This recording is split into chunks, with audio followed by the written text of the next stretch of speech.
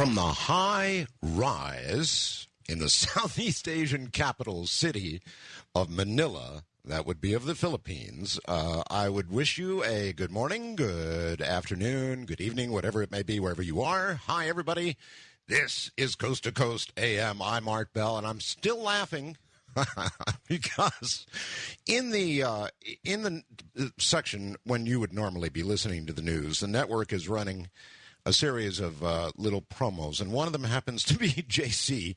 And I was just remembering the last conversation I think I had, as a matter of fact, with JC. My God, it was a riot. Anyway, hi there. We almost had Stephen Greer here in the first hour. I'll tell you more about that in a moment, as well as read the story that prompted that. But his car broke down on the way to the program, on the way to a telephone where he could do the program. And I'm very sorry because I really, really wanted to interview him. But we will get to that, no doubt, in weeks ahead. Looking at the world, never that great a thing to do. Israel faces fierce battles with Hezbollah. Mideast diplomats were pressing Syria to stop backing Hezbollah as the guerrillas fired more deadly rockets into Israel's third largest city Sunday. Israel faced tougher than expected ground battles, bombarded targets in southern Lebanon, hitting a convoy of refugees. Oops.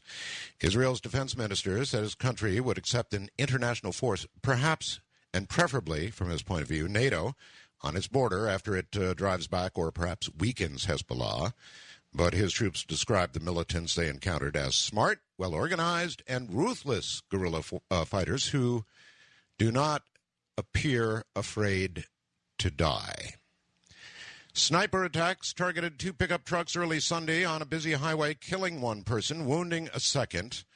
This in Indiana. No, not Iraq, Indiana. One person wounding a second. Police asked other motorists who had been through the area to check their vehicles for bullet holes.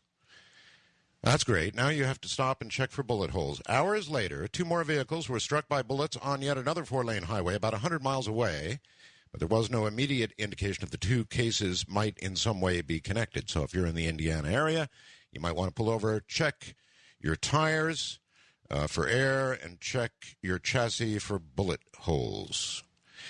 Then getting to Iraq, not good. Bombs killed more than 60 people, wounded more than 200 Sunday in Baghdad, and the northern oil center of Kirkuk, a dramatic escalation of violence there as the U.S. and Iraqi forces crack down on Iraq's most feared Shiite militia. The prime minister there left Sunday for talks in Washington this week with President Bush to discuss sectarian violence, which had risen sharply since Iraq's National Unity Government took office 2 months ago. Miss Puerto Rico did it, and I did not get to see it over here. It may come to us here in the Philippines on a delayed basis, but an 18-year-old from Puerto Rico who hopes to someday star in U.S. and Latin American films was indeed crowned Sunday as Miss Universe 2006, the runner-up, a Japanese young lady. And then this story. Gas prices moved past $3 to an all-time high. Nationwide, gas prices hit an all-time high in the last 2 weeks, rising nearly 2 cents to just now over $3 per gallon. That's an average nationwide higher in many places. According to a survey released on Sunday, the national average for self-serve regular stood at $3 and 1.5 cents a gallon Friday, up 1.98 cents in the last 2 weeks. Holy smokes. How in the world are people even making it from one place to another? All right. In a moment, I'm going to read you a story that had Stephen Greer on the way to the program tonight. But again, his car, not powered by any new technology, did not make it to a telephone in time to get on the program. I'm very sorry about that because when you, in a moment, hear the story, it's just going to blow your mind. So that coming up in a moment. I'm Art Bell.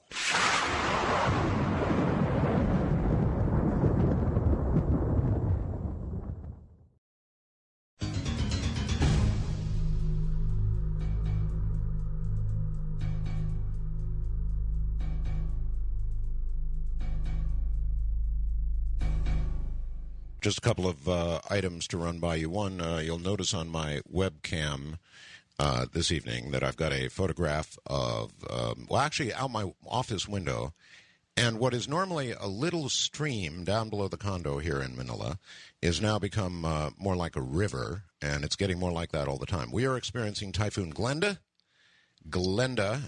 Aaron says that female typhoons are much more unpredictable, something I think we all know. In other words, they will just keep coming and coming and coming and coming with rain bands, and certainly Glenda has been doing that to us, I think ultimately headed toward Taiwan, I hope. But Glenda took a bit of more of a west-northwesterly course as opposed to northwest, and that's going to put her a little closer to us, unfortunately. So that's one. And the other, at the beginning of the program, I wanted to mention I am still available by email. You may email me at any of the traditional locations. That would be artbell@mindspring.com, ARTBELL at mindspring.com, or artbell@AOL.com. Now, why was Stephen Greer headed to the program tonight? Easy answer. The following press release that I'm going to read to you, and hopefully we'll get him by next weekend to explain this, because it's a biggie. SETIs make alien contact? ?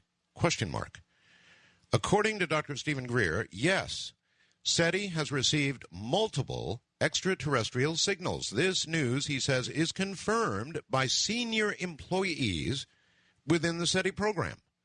Now, I suppose we could also try and get Seth Shostak. He certainly is a senior employee in SETI. This is what Greer had to say at a recent Exopolitics conference. Quote, "We have confirmed," and I'm not going to give the name yet because we're trying to coax this guy out of the closet, but one of the senior people at the SETI project, which is the Carl Sagan Search for Extraterrestrial Project, has confirmed to the Disclosure Project that they have received multiple, I repeat, multiple extraterrestrial signals, Greer said, but that now they are getting external, probably NRO or NSA jamming of those signals, and they are getting very frustrated. Greer continued, question is, why hasn't the SETI project, funded by Paul Allen, the co-founder of Microsoft, come forward with this information? I'm a little uncomfortable even mentioning this, except for the fact that the public needs to know that this effort, which has received a great deal of mainstream media attention, is actually confirmed to us. It's been confirmed by two inside sources. That's two sources, folks, that they have received extraterrestrial signals and have confirmed them as being extraterrestrial, and that they have now become increasing in frequency and number. Dr. Stephen Greer, of course, is head of the Disclosure Project, a nonprofit organization with almost now 500 former military, intelligence, and government employees who go on record about their various experiences with aliens and alien technology. Since the National Press Conference of 2001, viewed by millions of people across the globe, Stephen Greer has been referred to as the authority on the truth about extraterrestrials. For Greer to come out and make a statement of this magnitude, something is definitely up. We will wait patiently to see whether or not the SETI insiders take the stage and become whistleblowers for this monumental secret. Now, this is a non-trivial press release, to be sure. And we had Stephen Greer, as I just mentioned, all lined up to come on the show tonight and explain whatever might be the latest. However, his car bogged down. Now, from Hong Kong, not very far from me, it's about an hour and a half plane flight from me. And incidentally, that's a plane flight I'm going to make here pretty soon, go and visit Hong Kong. Famous astrophysicist, I really want you to listen, all of you, I want you to listen very closely to this story because I want to talk about it. Famous astrophysicist Stephen Hawking said Thursday, I believe the previous, that the late Pope Paul John II once told scientists they should not study the beginning of the universe because it was the work of God. The British author who wrote the bestseller A Brief History of Time said that the Pope made the comments at a cosmology conference at the Vatican. Hawking, who didn't say when the meeting was held, quoted the Pope as saying, it's okay to study the universe and where it began, but we should not inquire into the beginning itself, because that was the moment of creation and it was the work of God. Scientists then joked during a lecture in Hong Kong, I was glad he didn't realize I had presented a paper at the conference suggesting how the universe began. I didn't fancy the thought of being handed over to the Inquisition like Galileo. The church condemned Galileo in the 17th century for supporting the discovery that Earth did indeed revolve around the sun. Church teaching at the time placed Earth at the very center of the universe. Many people still think it's there, by the way.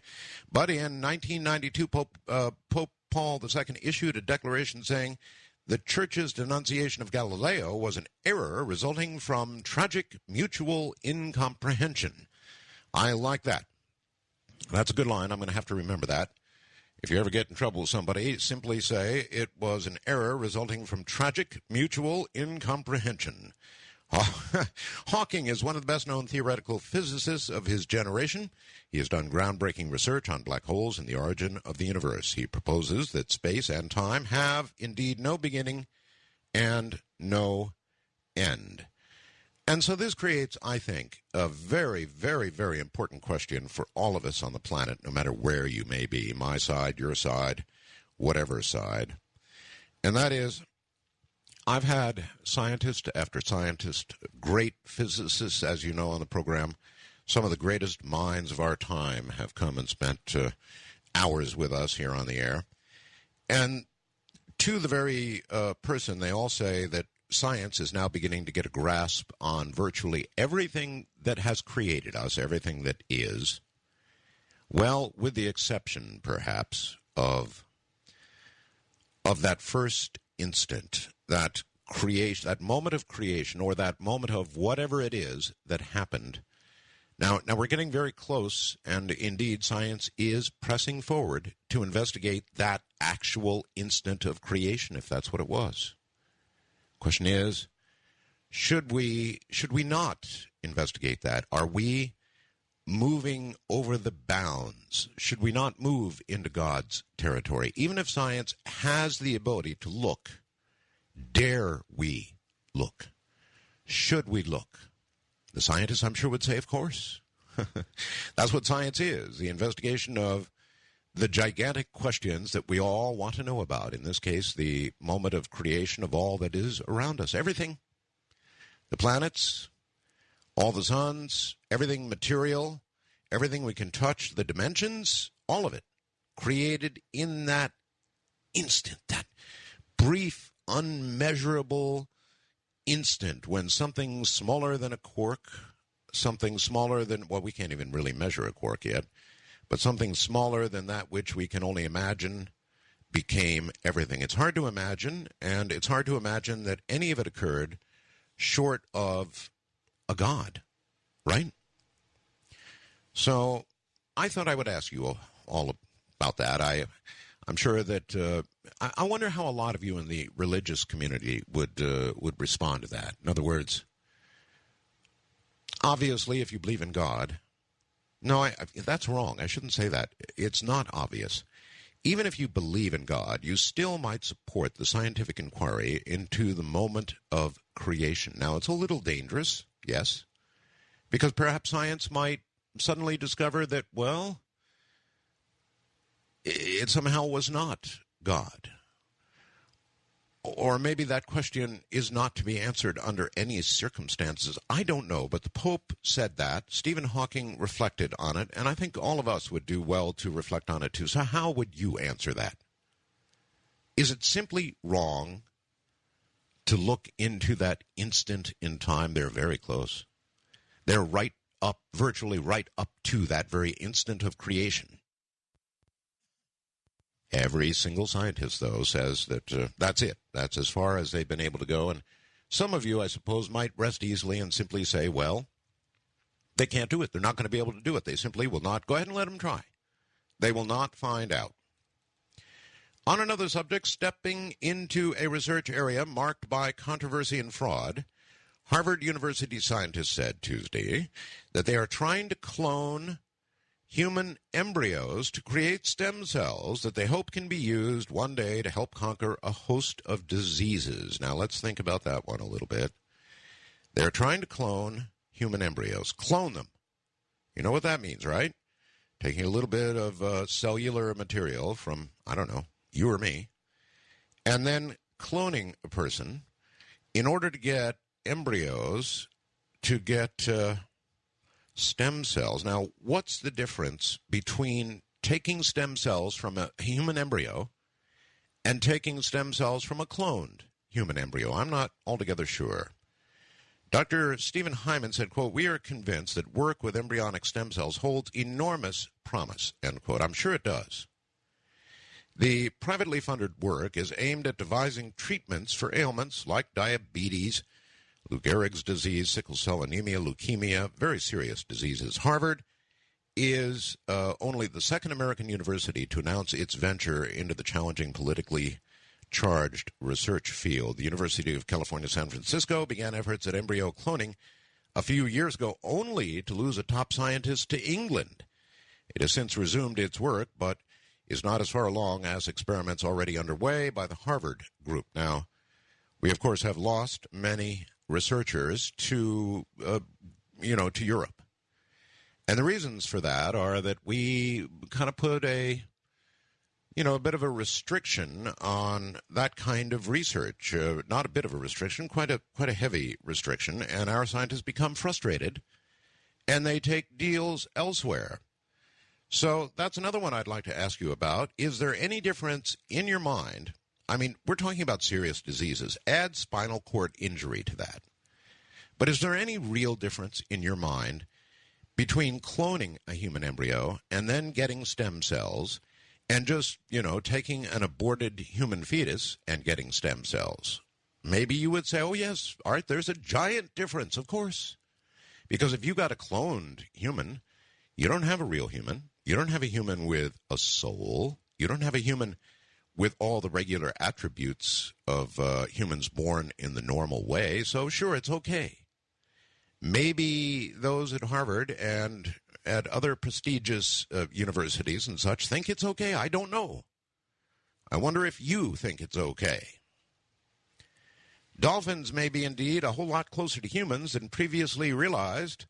New research, get this, shows that they communicate by whistling out, prepare yourself, their own names. The evidence suggests that dolphins share the human ability to recognize themselves and other members of the same species as individuals with separate identities. Now, God, that's interesting. Separate identities. The whole notion, let's think about this one. The whole notion of separate identities goes to the realization of self, right? To consciousness, doesn't it?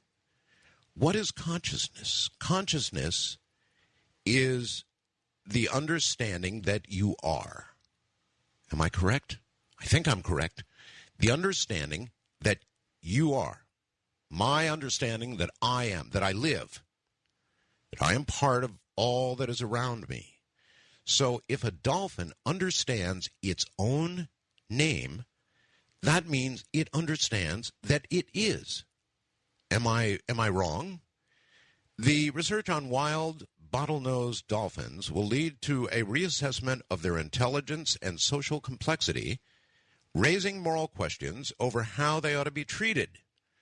The research was carried out by Vincent Janik of the Sea Mammal Research Unit at St. Andrews University, who's found that bottlenose dolphins seem to be among the animal world's quickest learners of new sounds. He said, each animal develops an individual distinctive signature whistle in the first few months of its life. That appears to be used in individual recognition.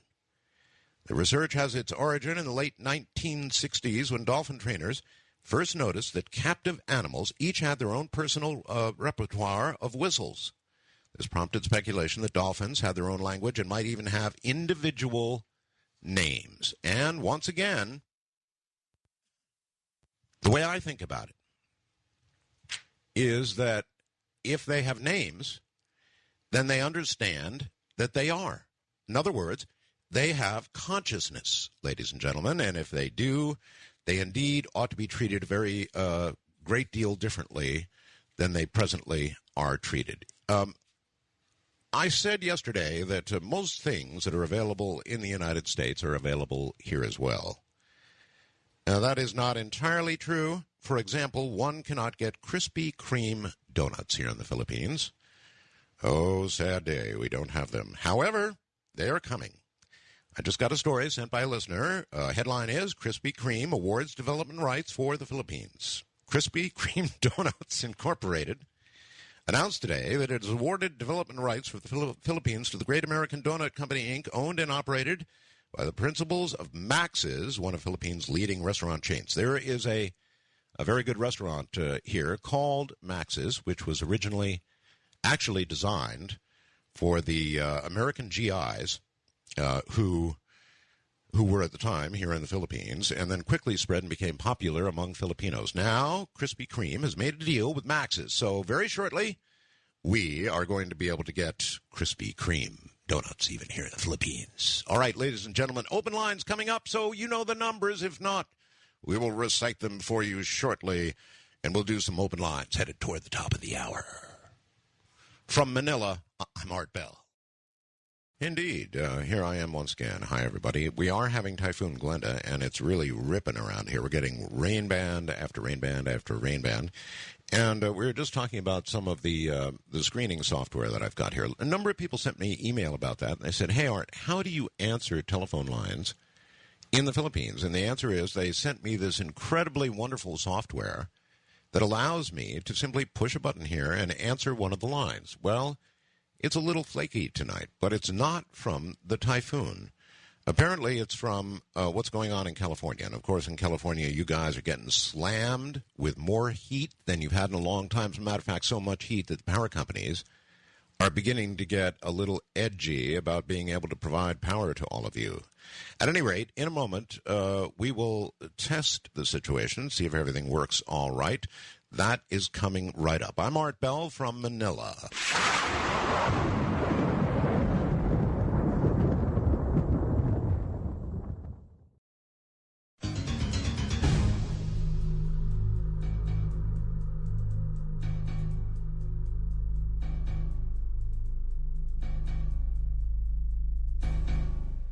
By the way, let me clear one other thing up, and that is tonight, incidentally, coming up is a very interesting program. It concerns consciousness. Dean Radin will be here, and he was here during some of the consciousness experiments that we ran some time ago, the 9 successful, worrisome experiments that we ran. So he'll be here, and we'll talk about consciousness. Last night, I think I made a comment that with the state of the world, the war is going on, Newt Gingrich's remark that we were in the first stages of World War III and all the rest of that, the situation with the warming of the planet being felt right now very heavily in California, elsewhere across the North American continent, and in fact the entire world, believe it or not, here in the Philippines, so that you know, they're also talking about global warming. It's a big issue here, and if it's a big issue here, my guess is it's a big issue all around the world.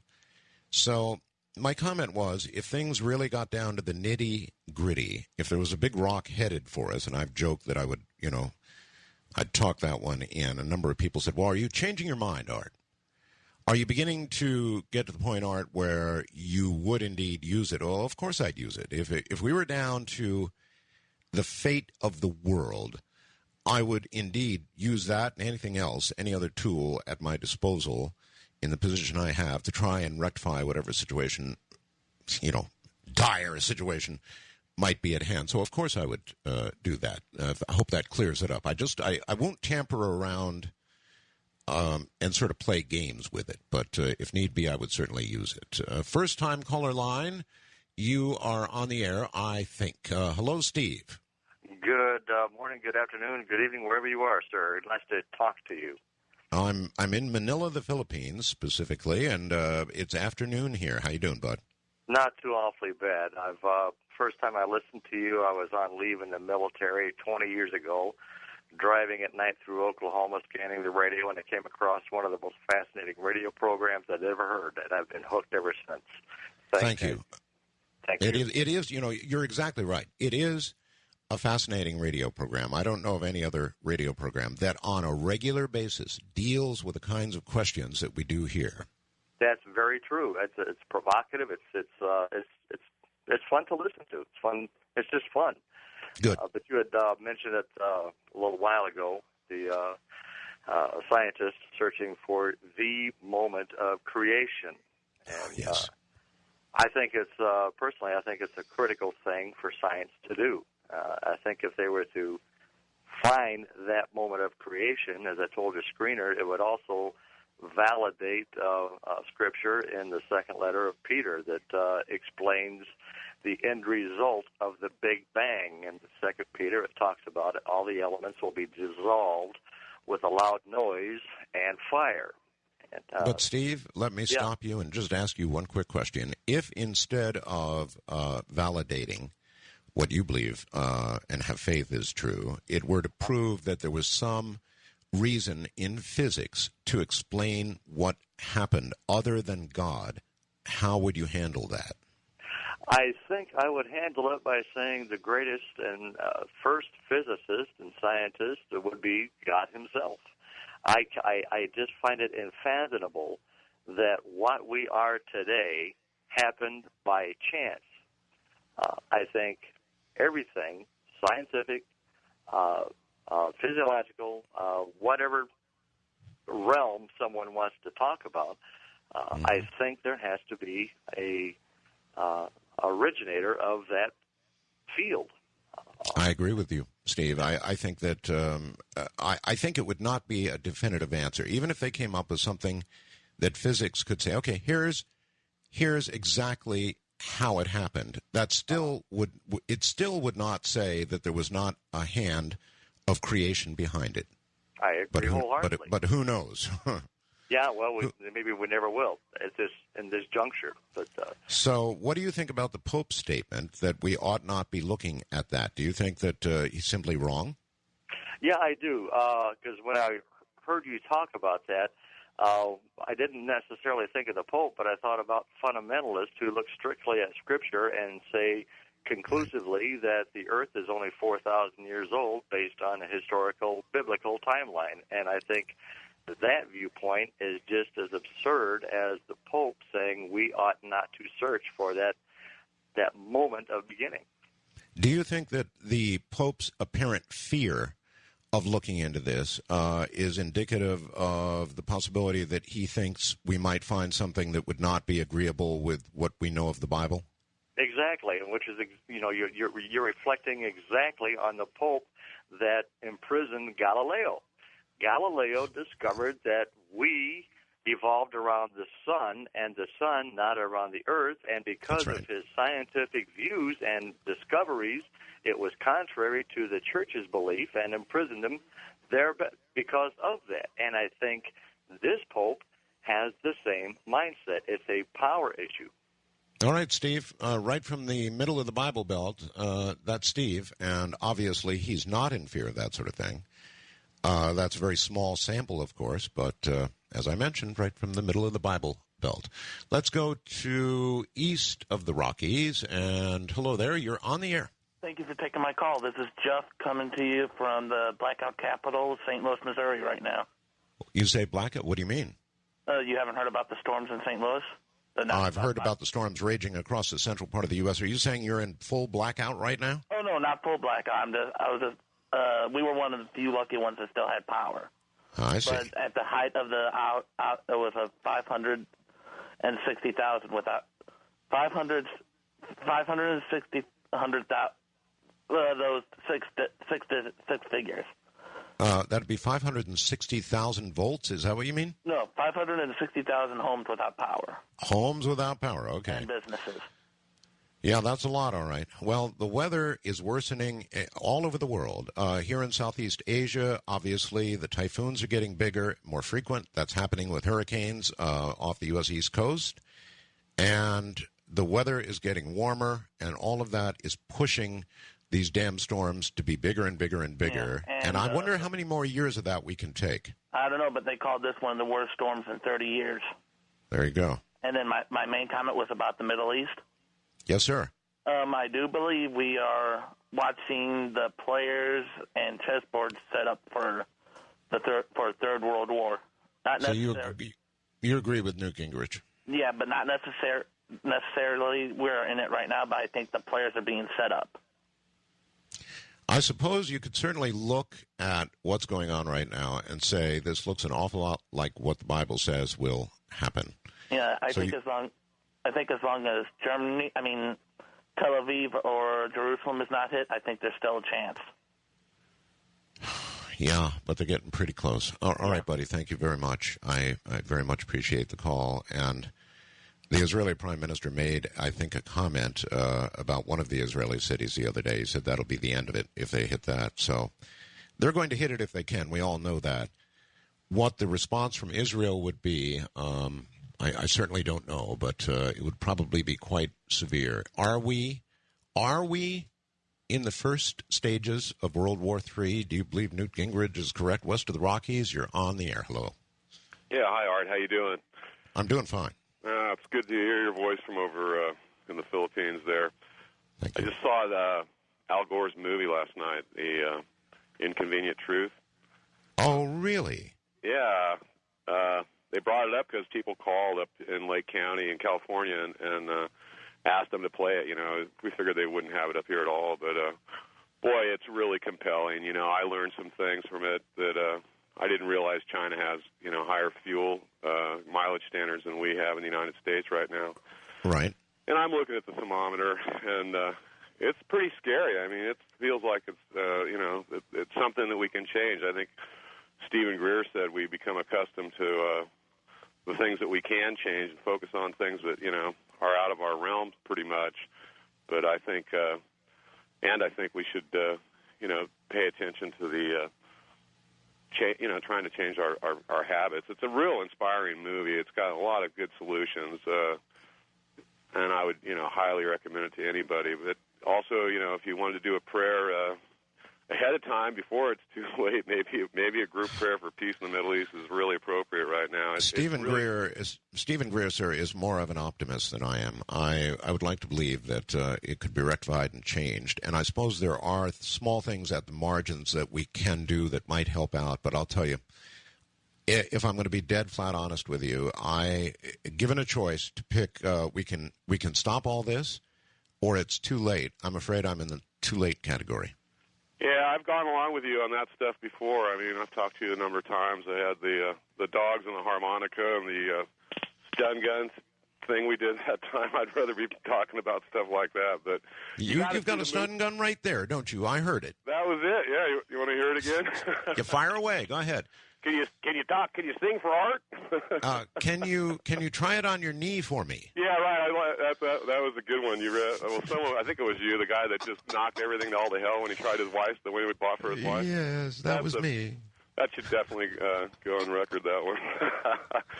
No, you got to see the movie. Honestly, I've agreed with you on so many things, and I've been hooked to you too for decades and almost decades. It's really worth seeing, and it really got me in the gut when you said what Newt said last night. The beginning, I'm feeling like it's out of control. But the movie, it all ties in together. It really does, and it's not that hard to change things. In little pie pieces add up to bringing the curve down and lowering CO2 emissions. It's not that hard to do. It's just that we're so engaged in this oil thing that it's almost like they really want to wreck the world. It's for some reason the car manufacturers aren't doing well in America, but they keep having high mile cars. The rest of the world's going ahead of us, Art. America's gone, not our infrastructure and our just way of being seems to be fated almost intentionally to be a failure. It's absurd, and seeing this movie makes it even just more clear. I really know you probably don't want to see it, but if you can see it, I know you'll be singing the. Well, I'd love to see it. I know that a lot of people kind of roll their eyes when it's Al Gore you're talking about. Yeah, but he's so funny, man. I tell you, he's engaging. He seems like a completely different person in this movie, and not that complete, but I mean, honestly, he's like, it's worth seeing. It's not something to roll your eyes about. I didn't think I'd even see it. I'll wait till it comes out or whatever, but I think now is a good time, especially with the thermometer hitting. There's hundreds of thousands of people everywhere that are out of power, not just, in the Midwest. California and the Bay Area, hundreds of thousands of people have been out of power. There's a stage one alert. The American Weather Association said that the weather, they said that it's global warming like a week ago. I've never heard it again on the news. They said, well, they attribute it to global warming.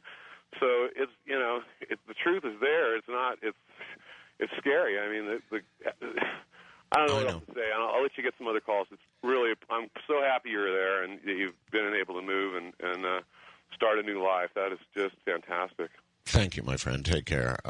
He's, of course, right. Now, I am a bit more of a pessimist about all of this. That doesn't mean that I do not think that we should begin doing things as quickly as we can to mitigate whatever is going to happen. We should have been doing that for a long time. We should have done it a long time ago. But that doesn't mean that we should stop now. It's just that really pressed to the wall, I try to always be as honest with my audience as I can. I look at what's going on here. Of course, we've got air problems here in the Philippines, and I've been to China, and if you could see what's going on in China right now, it would just scare the hell out of you. The amount of factories that are cranking as hard as they can, the amount of industry and trucks and cars that are on the road, and the status of the air. Bangkok would be another example. The United States has actually done quite well in recent years compared to a lot of, for example, Asian nations. So I suppose there is hope. Let's go to the first-time caller line. You're on the air. Hello. Hello, Art. Yes, sir. Hi. How are you? My name is Wayne from Gary, Indiana. Yes, Wayne. Yeah, the first time I ever listened to this show was actually the night that you retired. I believe it was in December. Boy, what a night to pick, huh? Yeah, a few years back. And I also wanted to say that I was in the Philippines in 1996. I think that was my second trip over to Asia. And every time I've been over there, I had a great time. Well, it is a wonderful country. It's got some problems, of course, but the people here in the Philippines are the most friendly, wonderful people you would ever want to meet. It's kind of time travel in more ways than one. Like right now, for example, it's Monday afternoon coming up on 2 o'clock in the afternoon here. So you and I are time traveling right now a little bit. But what I mean is, by time travel, I mean when you're here, it's kind of like going back to the 1950s in the U.S., if you can imagine that. Oh, yes. I wanted to ask you about, have you gotten used to the time that the sun rises and sets every day? My girlfriend is from the Philippines, and she tells me that no matter what season it is, the sun rises at 6 in the morning and it sets at 6 p.m. Well, I'm not sure that's exactly true. It might be almost true. I'll have to take a look at that. I'm certainly used to, I'm kind of on a different schedule. You know, I used to be up till 3 or 4 or 5 or 6 in the morning every single morning. But now I've kind of adjusted myself to be on a different schedule. And I'm generally up by about 9 o'clock in the morning here in the Philippines. Oh, I've been to Puerto Rico quite a bit, and I was wondering if the weather patterns are the same over there, that you could be just a few feet away from where it's raining and you're completely dry, but say across the street it's a torrential rainstorm going on. Yeah, there is, thank you. There is some of that. Right now, of course, we're in the middle of a typhoon, so we're getting torrential rains, period. I mean, it is just really coming down out there. Nevertheless, across the face of the world, we seem to be doing just fine. On the wild card line, you're on the air. Hello. Hi, Art. This is Blair in Sedona. Hey, Blair. Hey, I remember when I talked with you 2 years ago, you played that Stop Prying into Government Matters or Dire Consequences Will Result just before Stephen Greer came on. I hope he's doing okay. But I hope he's doing okay, too, and I would sure like to get him on the air to explain this press release. That is really, truly exciting stuff. Oh, I bet it is. Well, I run into the Drumvalo Melchizedek a lot here in Sedona, and he talks about on his Flower of Life about the 26,000-year cycle that our sun travels around the galaxy. In 13,000 years, we head away from the center of the galaxy, and we fall asleep in consciousness, so male paternal takes over to protect the clan, so to speak. Then for 13,000 years after the Kali Yuga, the dark night of the soul, we come into the light, and we're led by the feminine. And Drumvalo wrote a book called Living in the Heart, and he basically is saying his argument is that we need to think more from the heart instead of the mind, because thinking through the mind causes this polarity consciousness of yes, no, good, bad. Okay, I have not been a great follower of his for many years. I'm not sure what I'm in doubt about, but I just have not been a great follower. I sort of get his email bulletins all the time. Nevertheless, he could be certainly right about those particular cycles. Well, Who knows? at the very least, with the sun going crazy here, we could be heading into a new vibration, in the solar system, and it's affecting the Earth. And it's one of those cycles. If it's 26,000 years, we've only been doing this for 6,000 years of study in the Western society, so we don't even know about these new cycles yet. Well, you could be dead right about that as well. We certainly don't know the thousands of years of cycles of our own Earth, do we? Listen, I've got to scoot. We're out of time here. It's obvious to me that I'm going to have to do an open line show and just sit down and talk with all of you, because there's a lot going on across the face of our globe. Coming up after the break, Dean Radin. Dean Radin is an amazing man. I'm Art Bell, not so amazing, and almost getting all wet here in Manila, where it's raging out there with Typhoon Glenda. We'll be right back. Think about it, folks. All the way from Southeast Asia. I mean, I'm on the other side of the globe.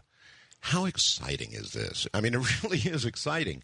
From one side of the world to the other side of the world, you and I are conversing as though I was still in Nevada. It's amazing. Only a company the size of mine, and we are, of course, a very large company, could possibly pull something off like this. This is amazing to be able to do a radio program, a talk radio program, from one side of the earth to the other side of the earth. That is no small feat, to be sure. Coming up in a moment, Dean Radin, who earned a BSEE magna cum laude in electrical engineering from the University of Massachusetts. He also has an MS in electrical engineering and a PhD in psychology, both from the University of Illinois. For 10 years, he conducted research on advanced telecommunication systems at AT&T, Bell Labs, and GTE Labs. Then, for the majority of the last 20 years, he has investigated psychic phenomena in academic and industrial positions. Dean served as a member of a classified research project investigating psychic phenomena for the U.S. government at SRI International, headed PSI research programs in Silicon Valley for for two scientific and industrial think tanks. He's been senior scientist at the university, the Institute of Noetic Sciences since 2001. He's also adjunct faculty at Sonoma State University in California. I'll make it through this. Dean's research has been featured in numerous magazines, and he has appeared on several radio and television programs, including this one. In addition, he is author of the book, The Conscious Universe, and that we're going to talk quite a bit about the conscious universe and entangled minds, all coming up in a moment with Dean Radin.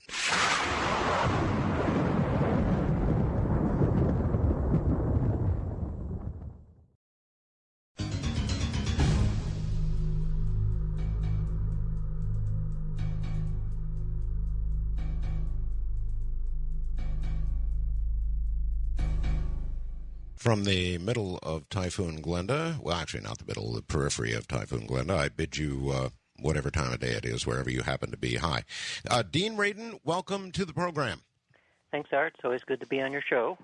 Boy, it's been a while, and a lot of water under the bridge since we last spoke, Dean. I have so many questions for you.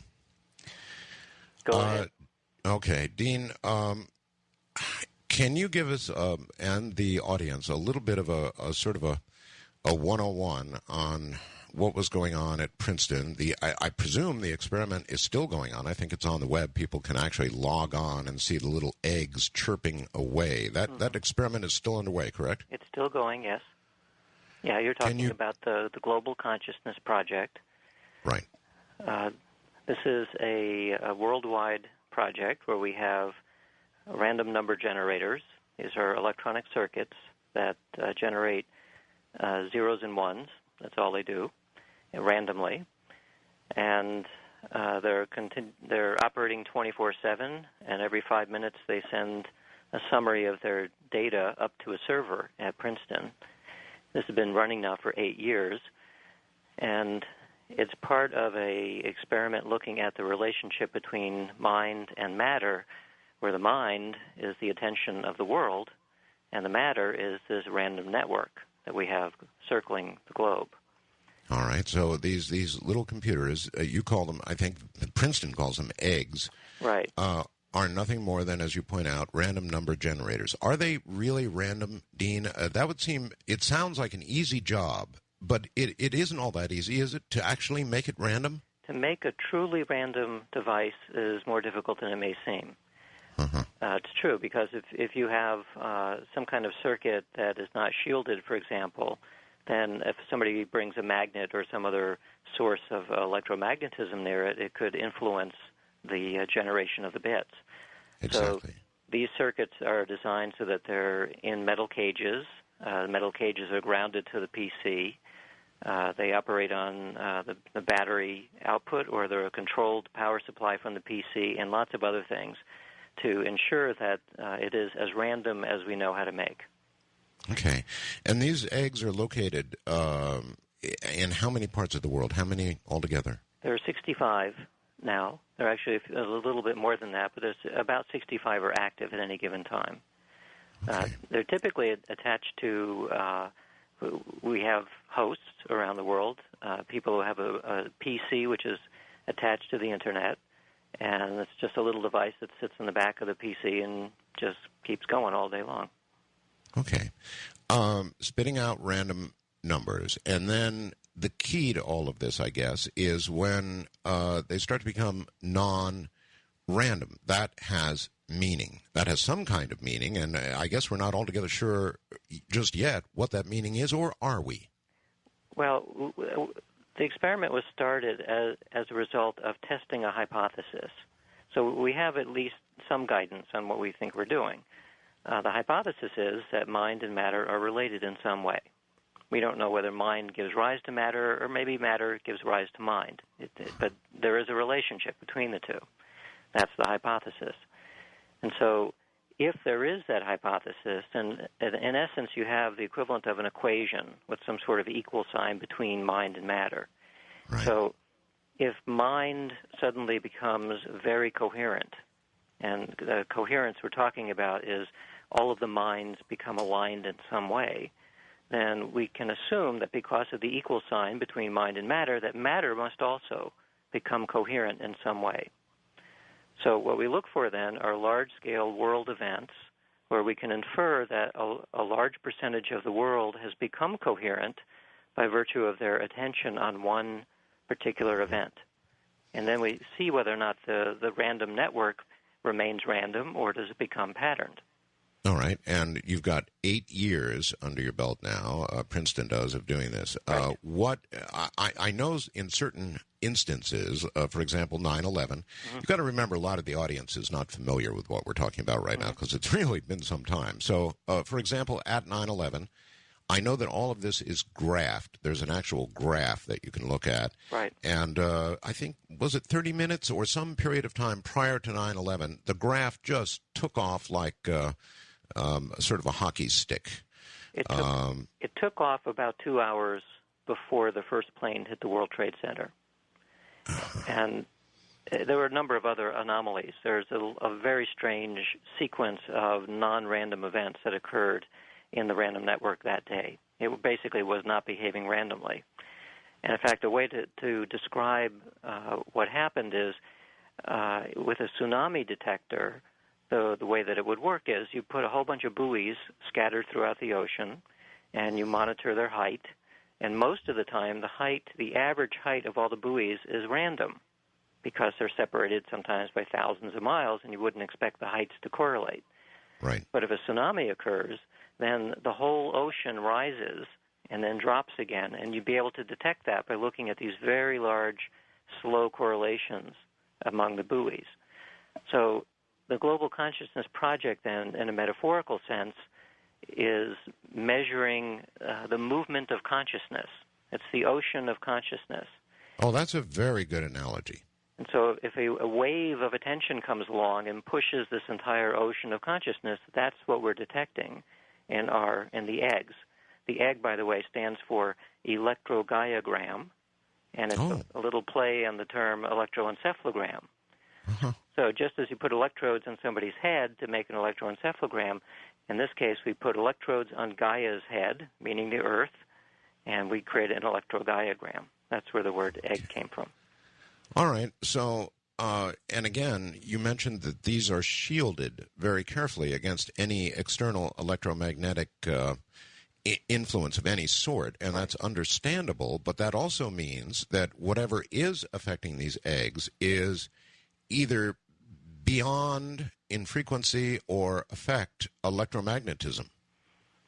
Well, it actually goes beyond simple electromagnetic shielding, because there are other things that can affect random output. For example, component aging could affect it, temperature could affect it, possibly proximity of a person, all kinds of things. So we need to rule that out as well.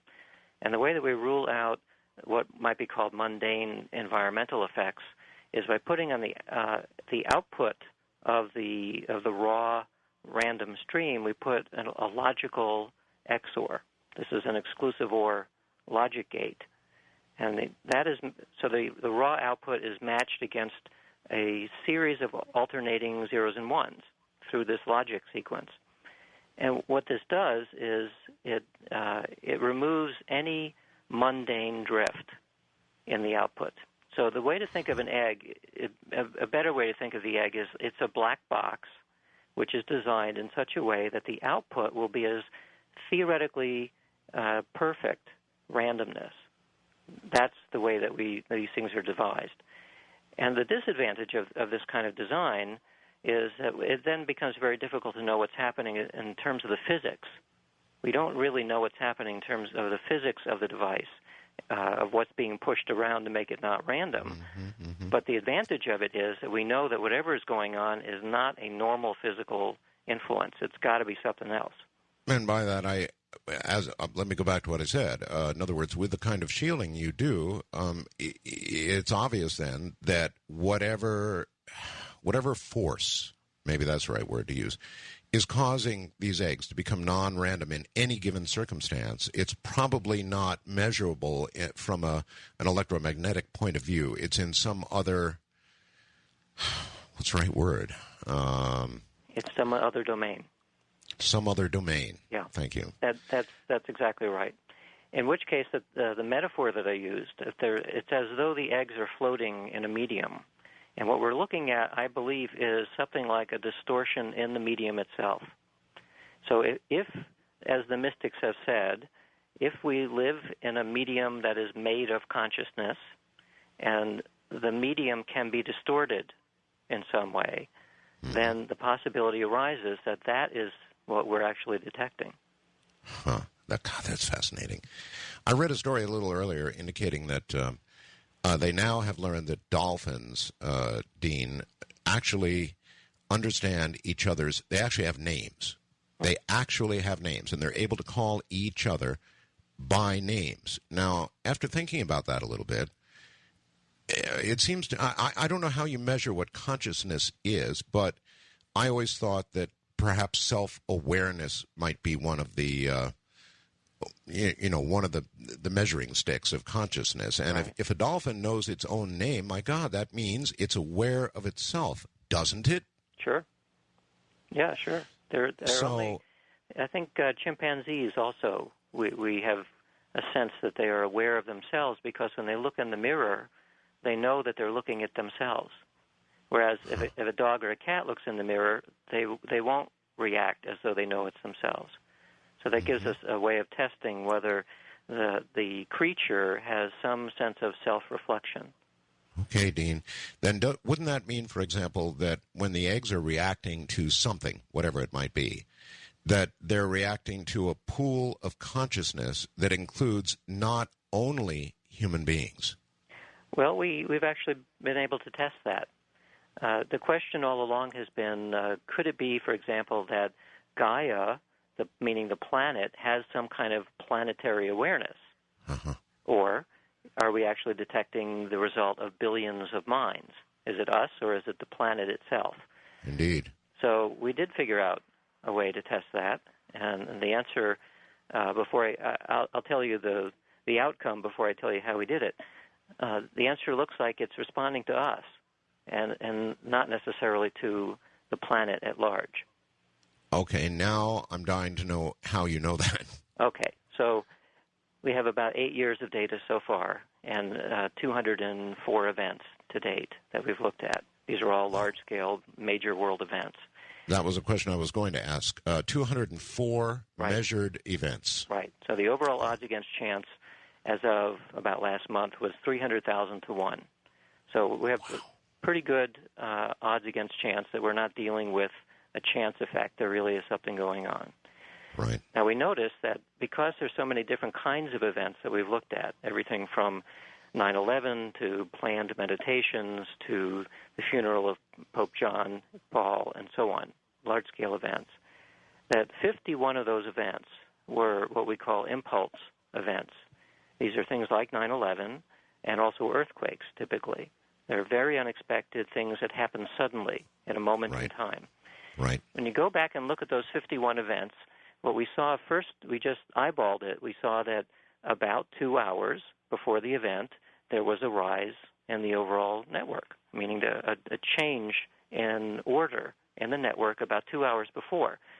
So we first noticed this most clearly with 9/11, but as we went back and looked at these other impulse events, we kept seeing it again and again. So we did an overall analysis of these 51 events, and there's very strong evidence that 2 hours before the event, that the whole network begins to change. Huh. So then, and is that pretty much of a constant in these 51 events, Dean? That just about 2 hours? It's not exactly 2 hours in every case, but when you take the composite result of the 51 events, it's clear that around 2 hours you've gone beyond chance. You're now in a statistically significant domain. Yeah, the implications of that are staggering, and that alone begs a million questions, because obviously there's some sort of, maybe you'd be the one to answer it, not me, but there's some sort of time element involved here that, on the face of it, seems completely impossible.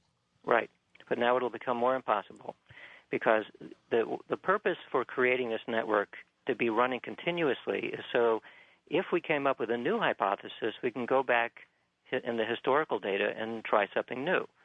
So what we came up with was to go back and find every earthquake of Richter 6 or larger that was in a populated zone or a non-populated zone. And as you know, along the tectonic plates, there are earthquakes happening all the time, some of them around where people are, but a lot of them, there's nobody. Right. So we went back and looked in our random network to find out what was happening in the network around the time of earthquakes, before, during, and after. And what we found is, overall, about 2 hours before earthquakes, only in populated zones does it begin to increase.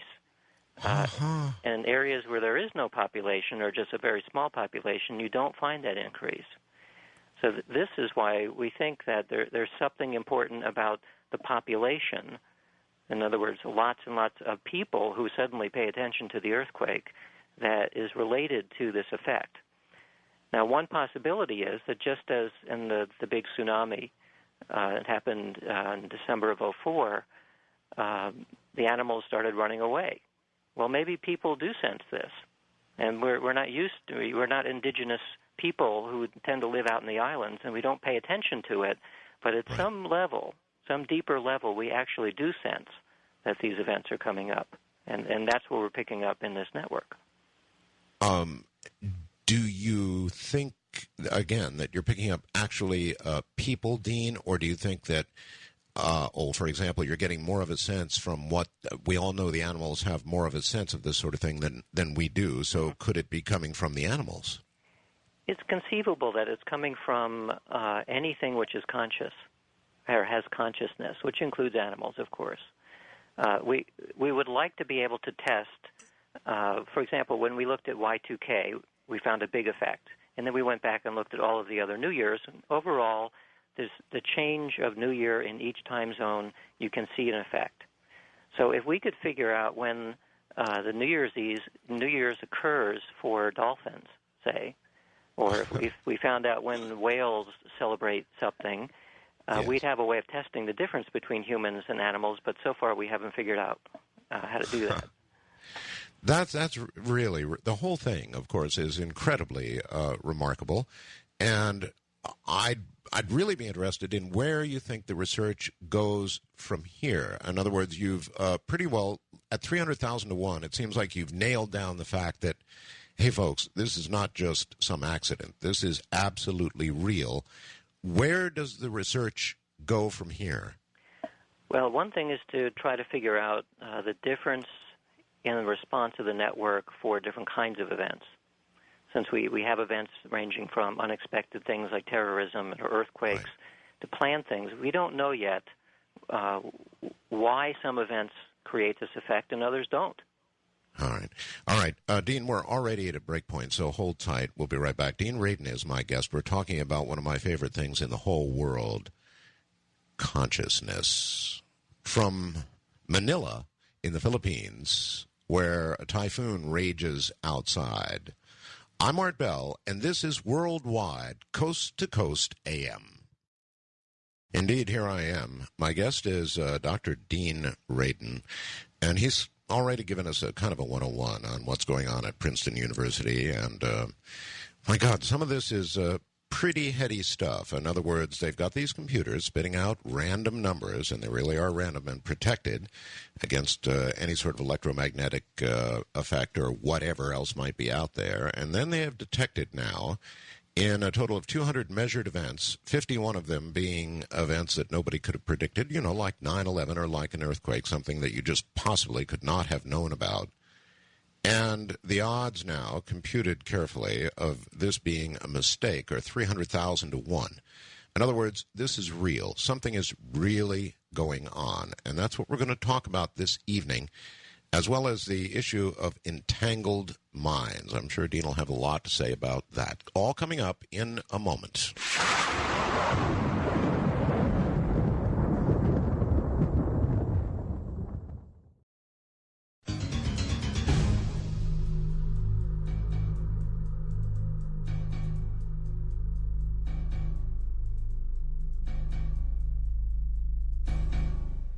Once again, Dr. Dean Radin. Dean, an obvious question, one certainly that has occurred to me is the following. The egg action. Now, I've been up on the website, and I have a lot of people who email me, and they'll typically say, hey, Art, the eggs are going totally berserk tonight. And that's a separate topic. We'll talk about that. But with regard to the egg action, sorry for the phrase, is it regional? In other words, let's take the tsunami as an example in my part of the world over here right now. Mm-hmm. Were you able to observe a greater non-randomness in the eggs that were reporting from this part of the world than you were, say, in North America or Europe?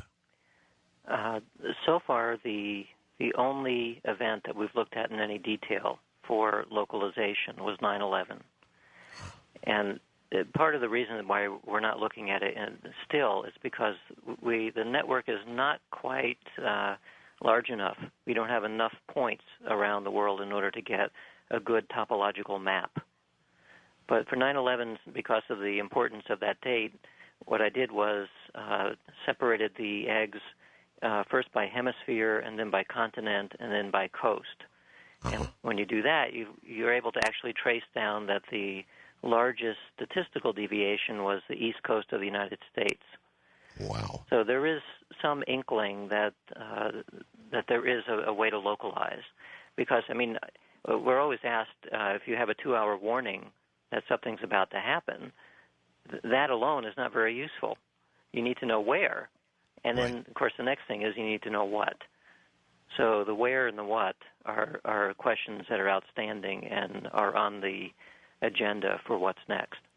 Okay, so the answer is it is probably regional, although 9/11 would be not enough of a sample, I suppose, to proclaim that as science, but it looks like it might be regional. Yeah, it was an exploratory analysis, and it was promising enough to have us go ahead and continue to look at that in more detail.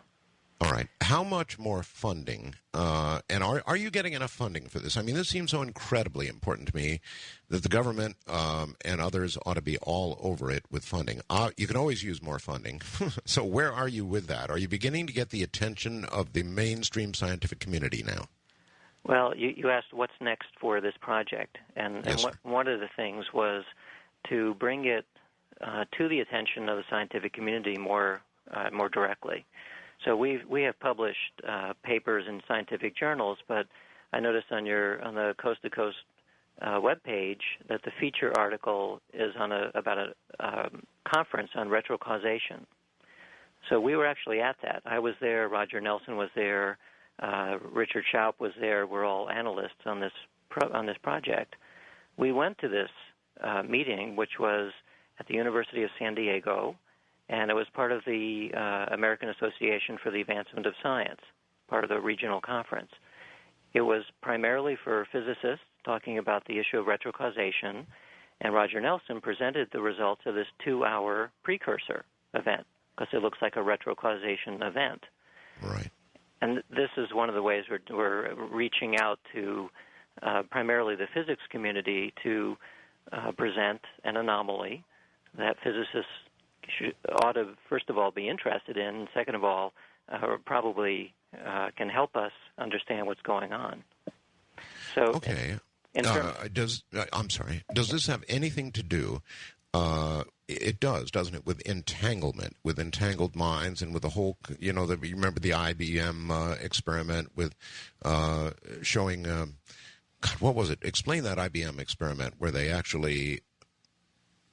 I think you may be talking about a form of entanglement called ghost entanglement. Uh-huh. Entanglement refers to a prediction from quantum theory, which says that if any two particles interact, including photons, atoms, molecules, anything, that when they separate, they remain connected in some form. It's as though they become a single object that just happens to be in two places at once. Well, this allows you to do a number of very strange effects that look for all the world as a form of bilocation, in a sense. So what I think you may be referring to is that if you entangle photons or electrons, and you have one of the entangled electrons, say, go through a mask that spells out IBM, and now you look what's happening to the other electrons, they will also spell out IBM. Even That's though right. That is what I'm talking about, and honest to God, I don't know what I'm talking about. It just seems that one is such a great mystery with some similarities to the other that they seem, excuse the expression, entangled. Yeah. It is. It'll make your brain hurt if you try to really understand this stuff in detail. And it's one of the curious things about quantum mechanics in general that most of the founders of quantum mechanics and Richard Feynman, the Nobel laureate, kept saying over and over again, here's what the mathematics says, this is what we can test in the lab, and entanglement is a very real thing, but if you try to understand it in common sense terms, you will fail. It doesn't make sense, and it's not common sense. It's way beyond common sense. And yet the state of the art is advancing so quickly that it's being used already for secure communication, and people are well downstream in creating quantum computers using entanglement. So, there's a good question. Would it actually be secure communication? If you found a practical way to use entanglement for communication, would it really be secure? It would. It would be as secure as anything we know how to make. Because, the quantum cryptography is based on this general notion that essentially there is no key. The only person that could hold the other side of the key, which would break the code, is the other entangled photon, say. Now you're talking directly to the minds at NSA. And if they wouldn't pony up some money for this, then they're just not paying attention, Dean. Well, the Global Consciousness Project is probably related to entanglement because I think it's an important element of this. But we have spoken to people in the government who are interested in the predictive capability But so far, all of the funding has been from private individuals who are simply interested in the project. So yes, but if you're talking about a form of communication that, for example, has no key, nor does it require a key, you're talking about something that would be beyond mildly interesting to organizations like the NSA and the NRO and all the rest of them. But that level of research is getting an enormous amount of funding. That's getting government funding and industry funding. That's major and mainstream. What we're talking about is taking these ideas and pushing it a little bit to see what role does it play with consciousness, and that's when we start stepping on controversial ground. All right, I want to read you something that a listener sent prior to your coming on the air tonight. I recently read Dr. Radin's much-needed book, Entangled Minds. Dr. Radin reviewed experiments that look into the future by a few seconds. That is, RNGs, for example, as well as experiments that have a dependence on space distance, ESP, card guessing, and RNGs. Prophecy, such as the Bible contains, is not bounded by time and distance. The prophecies of the Bible are supposed to come from a source that is outside of and not limited by ether. Please ask Dr. Radin to comment on the notion that being stuck in time and space, as we are, like flies on a coil of sticky tape, could explain the graduated by time and space success of the experiments. That question ended in a way that I didn't think it was going to go. I thought the question was going to ask whether it's conceivable that prophecies are genuine, given that what we know, what we can see in the laboratory now, in which case the answer is yes. We don't know how far in the future a prophecy can go, because in the lab we've generally been limited to matters of seconds or minutes so far. Right. But he noted that. I think, as a matter of faith, he assumes that the biblical prophecy is accurate. Let's see, again, please ask Dr. Radin to comment on the notion that being stuck in time and space as we are, like flies on a coil of sticky tape, could explain the graduated by time and space success of the experiments. I'm not sure that I understand what that question is. How would you interpret that? I was really hoping that you would easily interpret that, because I was wondering about it myself. No, I got stuck on the sticky paper, and after that, I couldn't understand it. It's a nice metaphor. Is it a good metaphor that we're kind of stuck like flies on a bit of a coil of sticky tape in time? Well, we are, but only in the sense of an illusion. You know, our perceptions of reality are a construction. We don't see the world the way the world actually is. We see the world the way that we construct the world.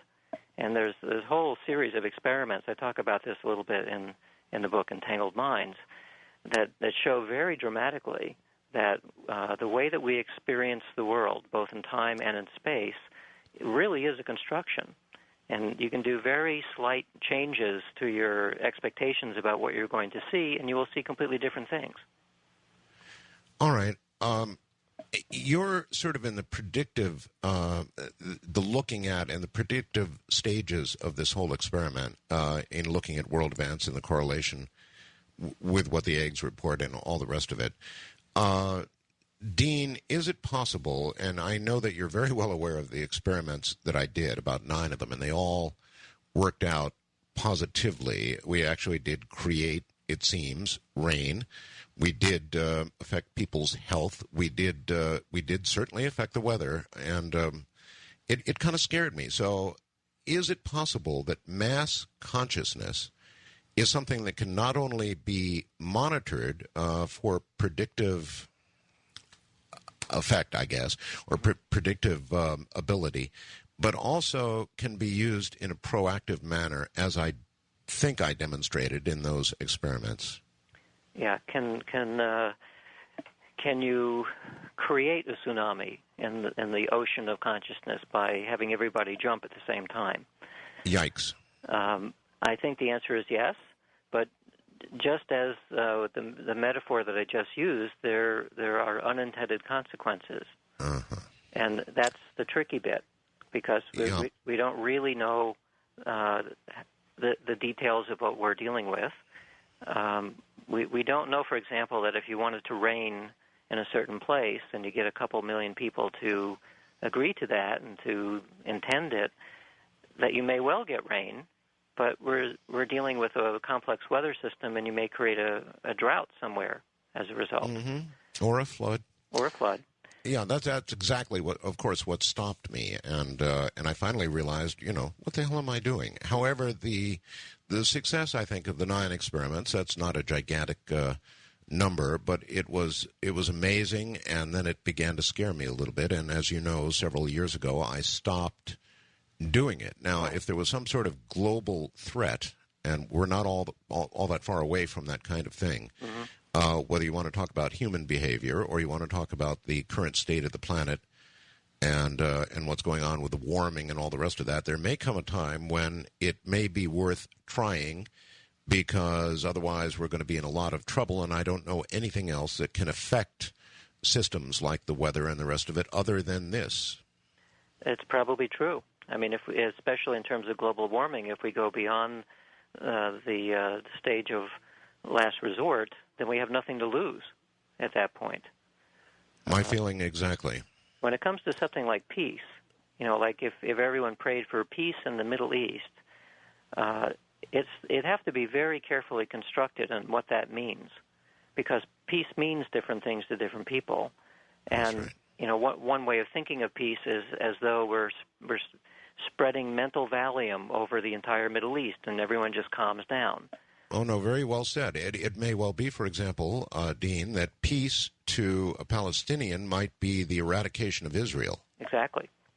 So do we mean creating a sense of peace within each individual, or something larger than that? It would just have to be thought out very carefully before an effort was made. Now, I know that there are dozens, maybe hundreds of groups around the world that are praying for peace. But my guess is that if you imagine that we're all in this giant ocean of consciousness, that hundreds of groups are doing the equivalent of throwing boulders in the ocean, and they will create ripples, but the ripples will tend to all wash each other out because cancel each other out. Yeah, they're not being done at the same time, and they're not in the same wavelength, and all the rest. All right, how much do we know, Dean, about the effect of one mind versus 100 versus 1,000 versus 5 million? I mean, I've got the ability to perhaps, I don't want to use the word manipulate, but get the cooperation of perhaps millions of minds toward one single effort. So how much do we know about the difference? I think the data so far suggests that it's not so much the number as the coherence of the number. So, for example, if you have 5 million people and they're somehow able to do the same thing at the same time, and they're really on the same wavelength, their intentions are aligned, you get a really big effect. But if you have a couple million people and half of them are thinking, well, I don't know about this, and the other half are thinking, they're all their minds are scattered in some way, you could very well get a complete wash and get absolutely nothing. Mm-hmm. So the reason I say this is because these field consciousness experiments, that's what the Global Consciousness Project is. It's looking at consciousness as a field, in a sense. This has been going on for about a decade now, and they started in small groups, like a group of meditators. And it does appear as though it's the coherence of the group mind. Sometimes it's called like being in the zone. When a group can be in the zone, or a sports team is completely in alignment, magic happens. In the Olympics, I forget what year it was, but the U.S. hockey team won the Olympics, and they weren't expected to win at all. Against all odds, and you're exactly right. There's a kind of a zone. There's a zone. Even in the work I do, Dean, I can feel it. There's a certain time when I get in a certain place, and I know I can do no wrong. Right. And if that level of coherence in a group can create magic. In fact, I was interviewed for a documentary a little while ago by people from Boston who are looking into the possibility that the Red Sox won the World Series because of this incredible zone that Red Sox fans got into. When they saw the possibility of actually winning the pennant and then winning the World Series, the whole city just became like one giant mind. Here.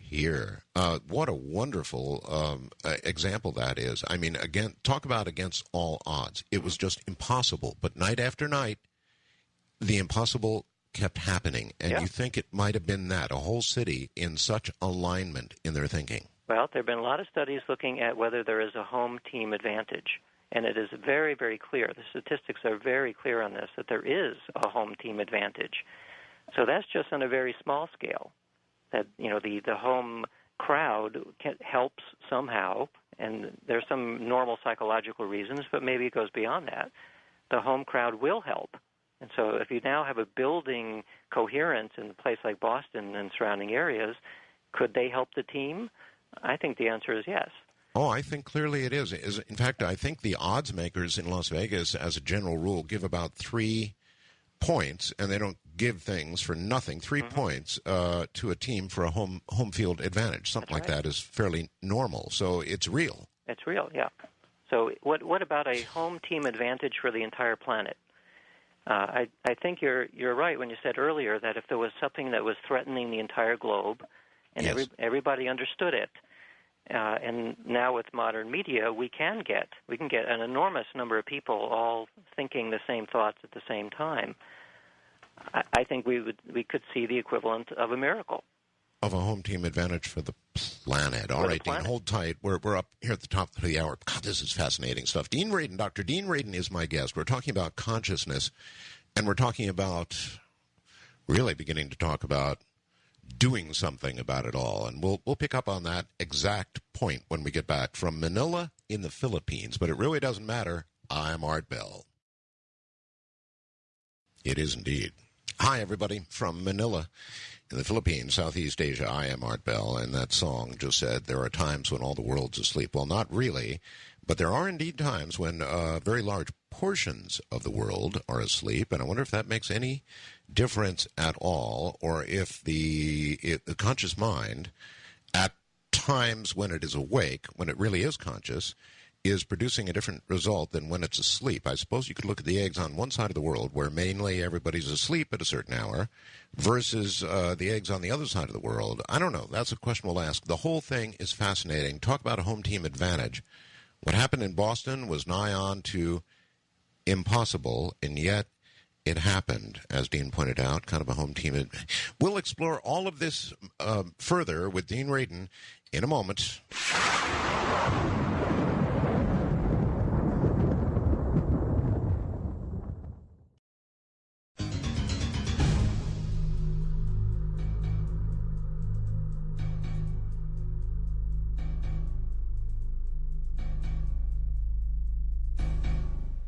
Once again, Dr. Dean Radin.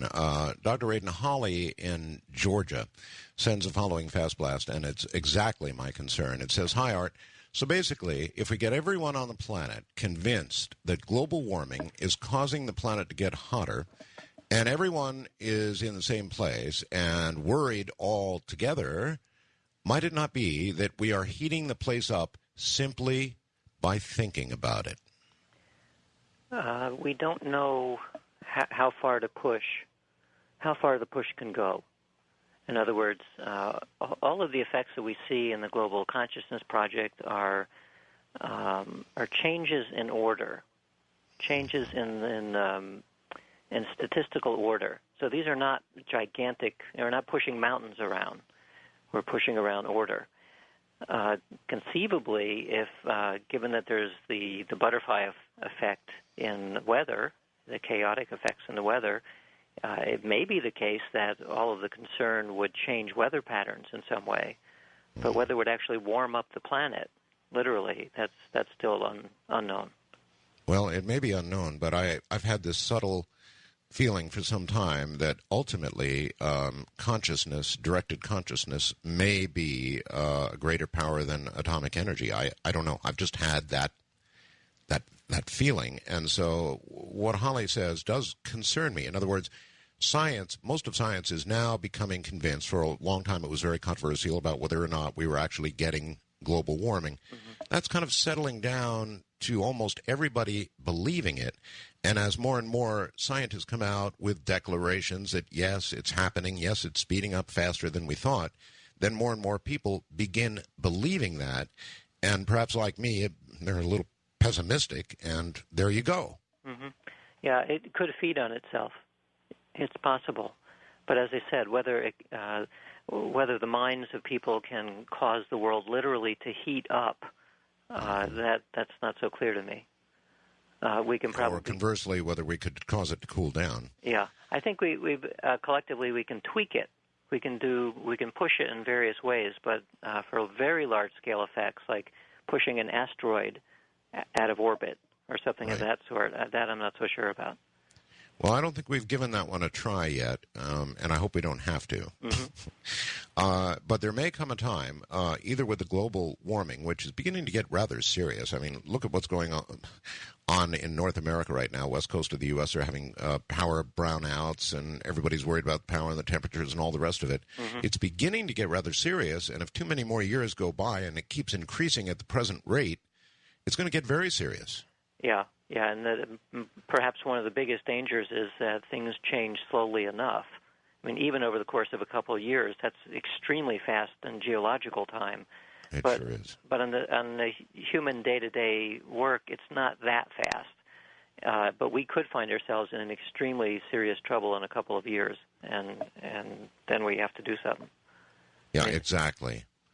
Exactly. That's what I'm concerned about. So it may come to the point where either myself or whoever is sitting in this chair may decide that it needs to be used, because otherwise there's going to be mass trouble. Anyway, getting back to something else I mentioned, in that little piece of bumper music, all the world's asleep. Well, of course, that doesn't occur. But indeed, about half the world at any given time probably is asleep. So I wonder if there's, have you looked at all at that? We have, yeah, and the easiest way to look at that in the Global Consciousness Project was by looking at New Year's, because New Year's occurs in each time zone, and there's, I forget if there's either 36 or 38 time zones, because there are a number of them around the half hour. And anyway, you can separate the world into the waking half and the sleeping half. The sleeping half, in terms of time zones, actually occurs mostly over the Pacific Ocean. Because in terms of population, there's very, very little population on the portion of the Earth that covers the Pacific Ocean. In fact, from space, you can approach the planet and almost see only water if you come at it at the right angle. Right. So we can separate then and look for what happens at the stroke of midnight in the time zones where there are people versus time zones with no people, and basically all of the effect is occurring in the time zones with people. Wow. So that suggests... Is that really true? You said basically most of the effect. I mean, that's very significant. Yeah. I have a graph of that in the book Entangled Minds. All right. By now, a lot of people they're going to want to get their hands on your book. So how do they do? How? They can buy it off of your website. They'll end up on Amazon, or they can go to entangleminds.com. And they'll still end up at Amazon or anywhere. I was in an airport the other day, and I saw it in an airport bookstore. Oh, really? Yeah, so that's all sources where you can buy books. Well, I'll tell you, when you see it in an airport bookstore, you know you've made it. Yeah, that was exciting. I'm sure it spread a big smile across your face to see that. It's, I believe, our future, and I sure would like to see more money and more effort being poured into this. You made a statement a little bit earlier that kind of blew me away. You said that entangled communication, or communication using this method, is now mainstream. Well, I didn't know that, Dean, so tell me more. Well, I'm not an expert in in quantum cryptography or in quantum computing, but I do know that certainly the U.S. government and most of the major computer manufacturers are very heavily investing in the next generation of computers, which are going to be quantum computers. And the reason why is because a quantum computer can operate at thousands to millions of times faster than current technologies. Huh. They compute not simply zeros and ones, but they, in effect, they compute the whole range of possible answers all at once, because they're working on wave-like structures rather than particle-like structures. So a quantum computer then, Dean, would be able to, for example, give me an idea of the difference in what a quantum computer would do versus the fastest we've got at the moment. I actually have a quote somewhere in my book. I won't look it up at the moment, but it's something like a desktop quantum computer would be able to outcalculate every existing computer on the planet, just one. Wow. We're dealing with such a significant increase in computing power from the equivalent of a desktop quantum computer that everyone sees that as the obvious goal in mind. And actually, it is because of the interest in creating such a computer that advancements in entanglement research have advanced so quickly as well. And I'm sorry. I'm a real fan of Google, Dean. You can damn near get anything answered you want in the world on Google. Right. But a quantum computer, one of the things a quantum computer might be able to do, correct me if I'm wrong, is to look elsewhere for answers to questions. And by that I mean look into time or even into another dimension for the answer to a question. Or is that too far out in left field? I don't know about another dimension, but possibility of looking through space and time. I mean, from a conventional point of view, I don't think you're going to get anybody working on quantum computers to admit that. But I do work in that field, and since quantum mechanics is not limited by space and time in the usual ways, I think it is conceivable that a quantum computer might be possible to build that is able to look through time. I mean, we know that we can do it. We can do it, and there are people who believe that the brain essentially is a type of quantum computer. It behaves a lot more like a quantum device than it does like a classical computer.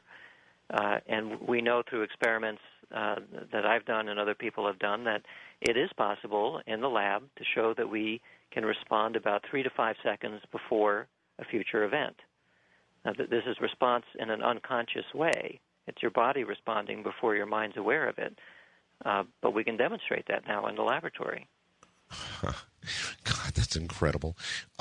So would you expect that as it's developed, a quantum computer would actually quite quickly surpass the human brain in its and perhaps even approach what we consider to be some form of consciousness? I think it very well might. Yes. Really? Yeah.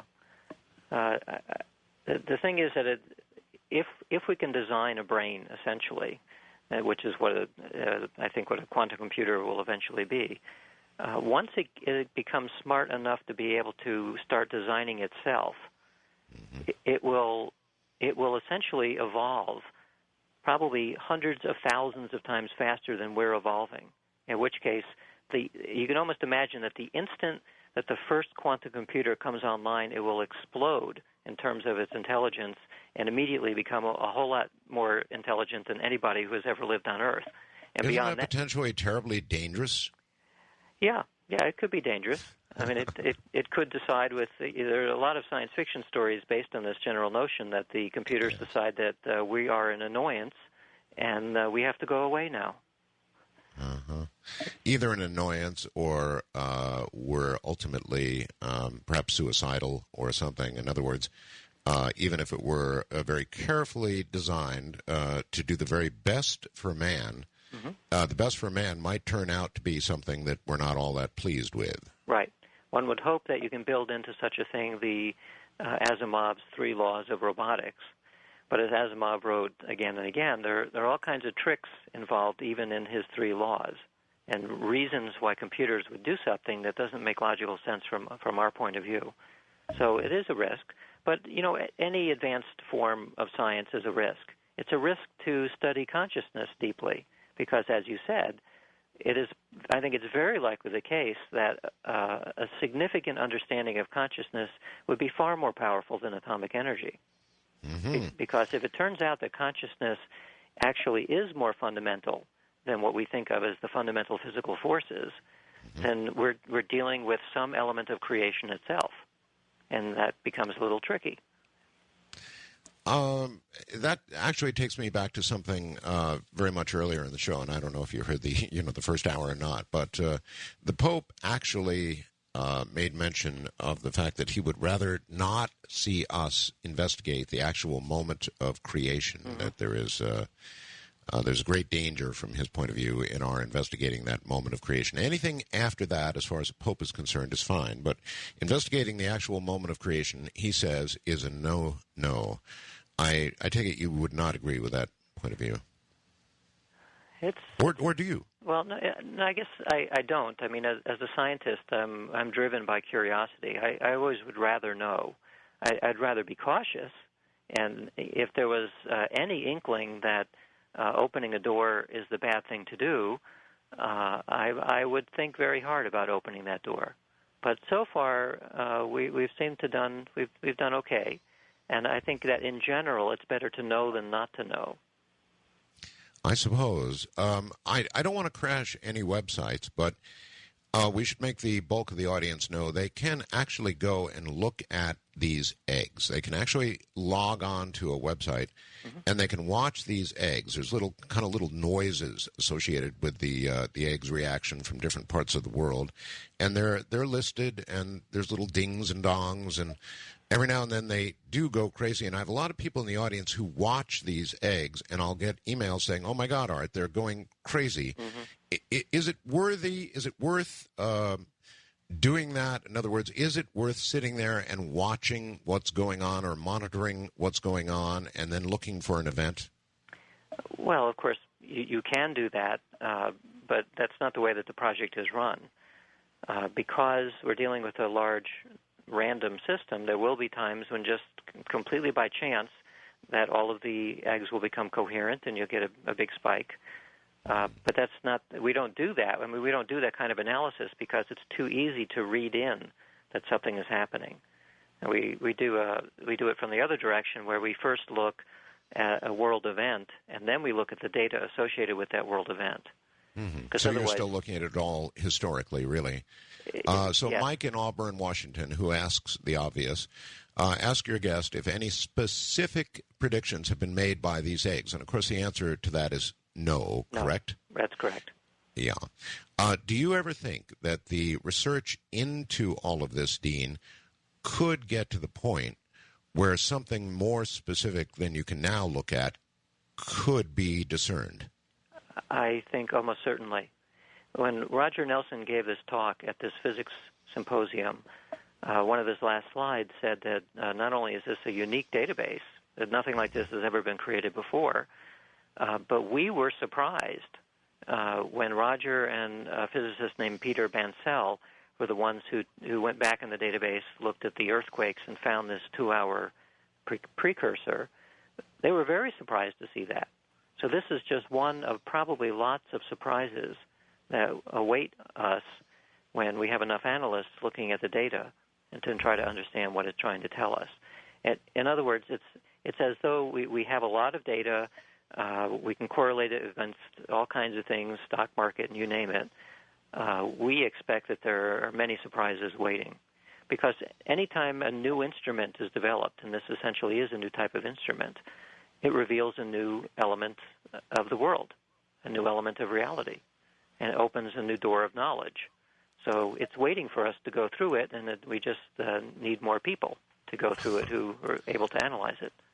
You're sure right about that. Terry in Wenatchee, Washington says, remember the Apollo 13 incident where those people in Cape Canaveral, Florida, that literally stopped and prayed in public for the astronauts? The whole city came to a stop for a significant period of time, with everyone focusing on the astronauts' safe return. Now, I don't know if your project goes back that far. I suspect it does not.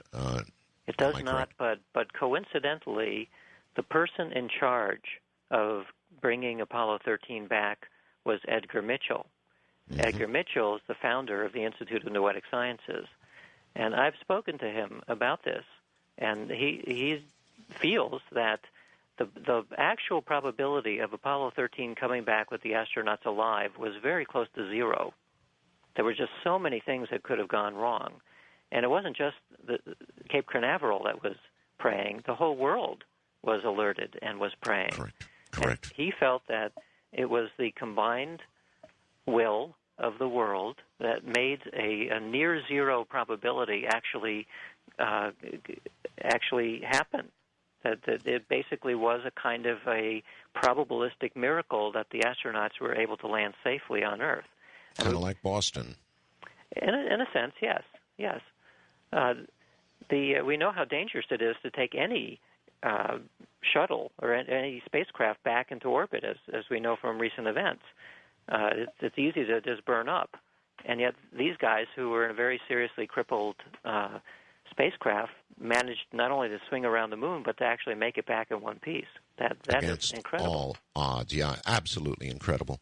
This whole thing is absolute. This whole field of study is absolutely incredible, and it's so exciting. I don't see how you can keep from just sort of getting overexcited about the whole thing. I'm sure you have your moments. Occasionally, yeah. I mean, it is my daily work, so I'm not going to say I'm blasé about it, but I find it certainly compelling enough to continue in the face of a lot of scientists who are not so happy with it. That alone is a very interesting question. You say a lot of scientists are not that happy about it? Well, there's an element of strong conservatism in science, in which this topic is considered to be too close to religion to be, or maybe to spirituality to be comfortable. All right, hold on, Dean. We're at a break point here. So a lot of science out there is not so happy about this. Why? Because it's getting a little too close to religion, to faith. Isn't that fascinating? I didn't know that there was sort of another camp out there on this consciousness business. From Manila in the Philippines, Southeast Asia, I'm Art Bell. Dean Radin, Dr. Dean Radin is my guest. We're talking about consciousness, and I guess we're also really talking about intent, and I've got a question about intent in a moment, and also the fact that science is apparently not so happy, or some of science is not so happy about the work that Dean is doing and the work going on at Princeton. It is very controversial, and I suppose that in a way, as he mentioned, it kind of approaches religion. At any rate, we'll ask more about that. We'll also take calls at the top of the hour, all coming up in a moment.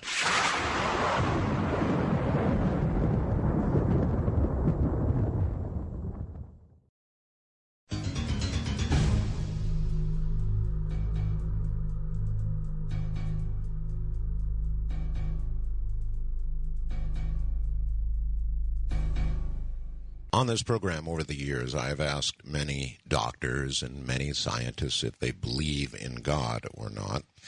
And I suppose I could ask Dean the same question. I think, though, the answer I'd get from Dean would not be such an affirmative, long pause and then no. Dean, why not? Let me give it a try. No, I wouldn't say no. I would say I'm agnostic. Mm-hmm. That one of the things that, in a sense, is required if you're going to call yourself a scientist, is skepticism. And skepticism, in its true sense, simply means doubt. That you are open-minded, but you doubt until you have some reason to change the doubt into a belief. For me, the belief is based on data. I believe that some psychic effects are real because I see them often enough in the laboratory, and I know the conditions under which I've seen them. But at the same token, you don't want to be so open-minded that your brains fall out. That's right. So the scientists that I'm talking about who don't like this topic there are, of course, professional skeptical societies, but I don't really regard them as true skeptics. People who specialize in debunking and they're professional. They're professional skeptics, Dean. Well, this is what I mean. That they're deniers and debunkers, as opposed to people who are actually asking the hard questions and be willing to accept it if they're true. Right, but what? Let's move back to mainstream science. You're saying that some of mainstream science is not all that pleased with this line of research, and you know, I do interview a lot of people, scientists, doctors, and in general, pressed, there'll be a long pause, and they'll say, "No, I don't believe in God," and I guess it's that group that's not so pleased, eh? No, I'm not sure it's that. I mean, I think someone can certainly be agnostic or an atheist and accept that there's something yet to be learned about consciousness. That doesn't necessarily have anything to do with God. I expect, for example, that if you simply traced the meaning of spirituality over time, you would find that originally it was elemental spirits, you know, and other kinds of concepts that we someday may be able to actually figure out what they are in a scientific way. The whole history of science has been taking superstitions and ideas that are considered metaphysical or occult and slowly beginning to piece together a rational framework for understanding these things. That's right. Isn't it almost the ultimate goal of science, one would think, to either prove or disprove what most people take as a matter of faith? I'm not sure I'd put it in that way. I would say more that the goal of science is to increase our knowledge about who and what we are and the world that we live in. Yes, but that path inevitably leads, for example, a very good example is looking at the instant of creation. Mm-hmm. If we look and discern what that instant of creation really was, we probably either underscore everybody's faith or, you know, push some holes in it. I think it would actually support people's faith, because there certainly are some very well-trained scientists, including physicists, who are also extremely religious, and they have a very strong faith. And their faith is bolstered by what they learn in physics, because they would marvel at the amazing complexity and order that appears in the world. So I have plenty of scientists who are colleagues and friends who are very religious, and they don't see any incompatibility between their faith and what science is learning. Mm-hmm. You mentioned in your book, I think one chapter, it says here, a link between the atomic bomb and clairvoyance. Explain that one. All right. Let's see. There's this guy named Sir J.J. Thomson at Cambridge University, who, among other things, was the one who measured the electron for the first time and got the Nobel Prize for it. He hired a man named Francis Aston as an assistant. And Aston, also a physicist, had read a book in 1908 called Occult Chemistry. And that book was written by the theosophists Annie Besant and Charles Leadbeater. So these are two clairvoyants who, in their clairvoyant vision, described the structure of the atom by shrinking themselves down in their mind to be able to literally look at an atom and draw it. And one of the things that they drew was what they called a new form of the element neon, which they called meta-neon, because it wasn't quite like what they imagined neon was supposed to be. And they said that this meta-neon had an atomic weight of 22.33. So Aston read this. Some years later, 4 years later, Aston actually discovered a substance at that atomic weight while analyzing neon gas. Wow. He also called it meta-neon, after what the Theosophists had said, and he presented it in a paper to the British Association for the Advancement of Science. Later, his discovery was called an isotope, and he then got the Nobel Prize for discovering isotopes, namely elements that could have too many electrons. It became a key discovery about atomic structure, which many years later became absolutely central in the development of the atomic bomb. If there weren't isotopes, you can't have an atomic bomb. That's right. So this is a case where if it wasn't for the clairvoyant description of meta-neon, Aston may not have discovered isotopes, in which case we won't have atomic bombs. All right.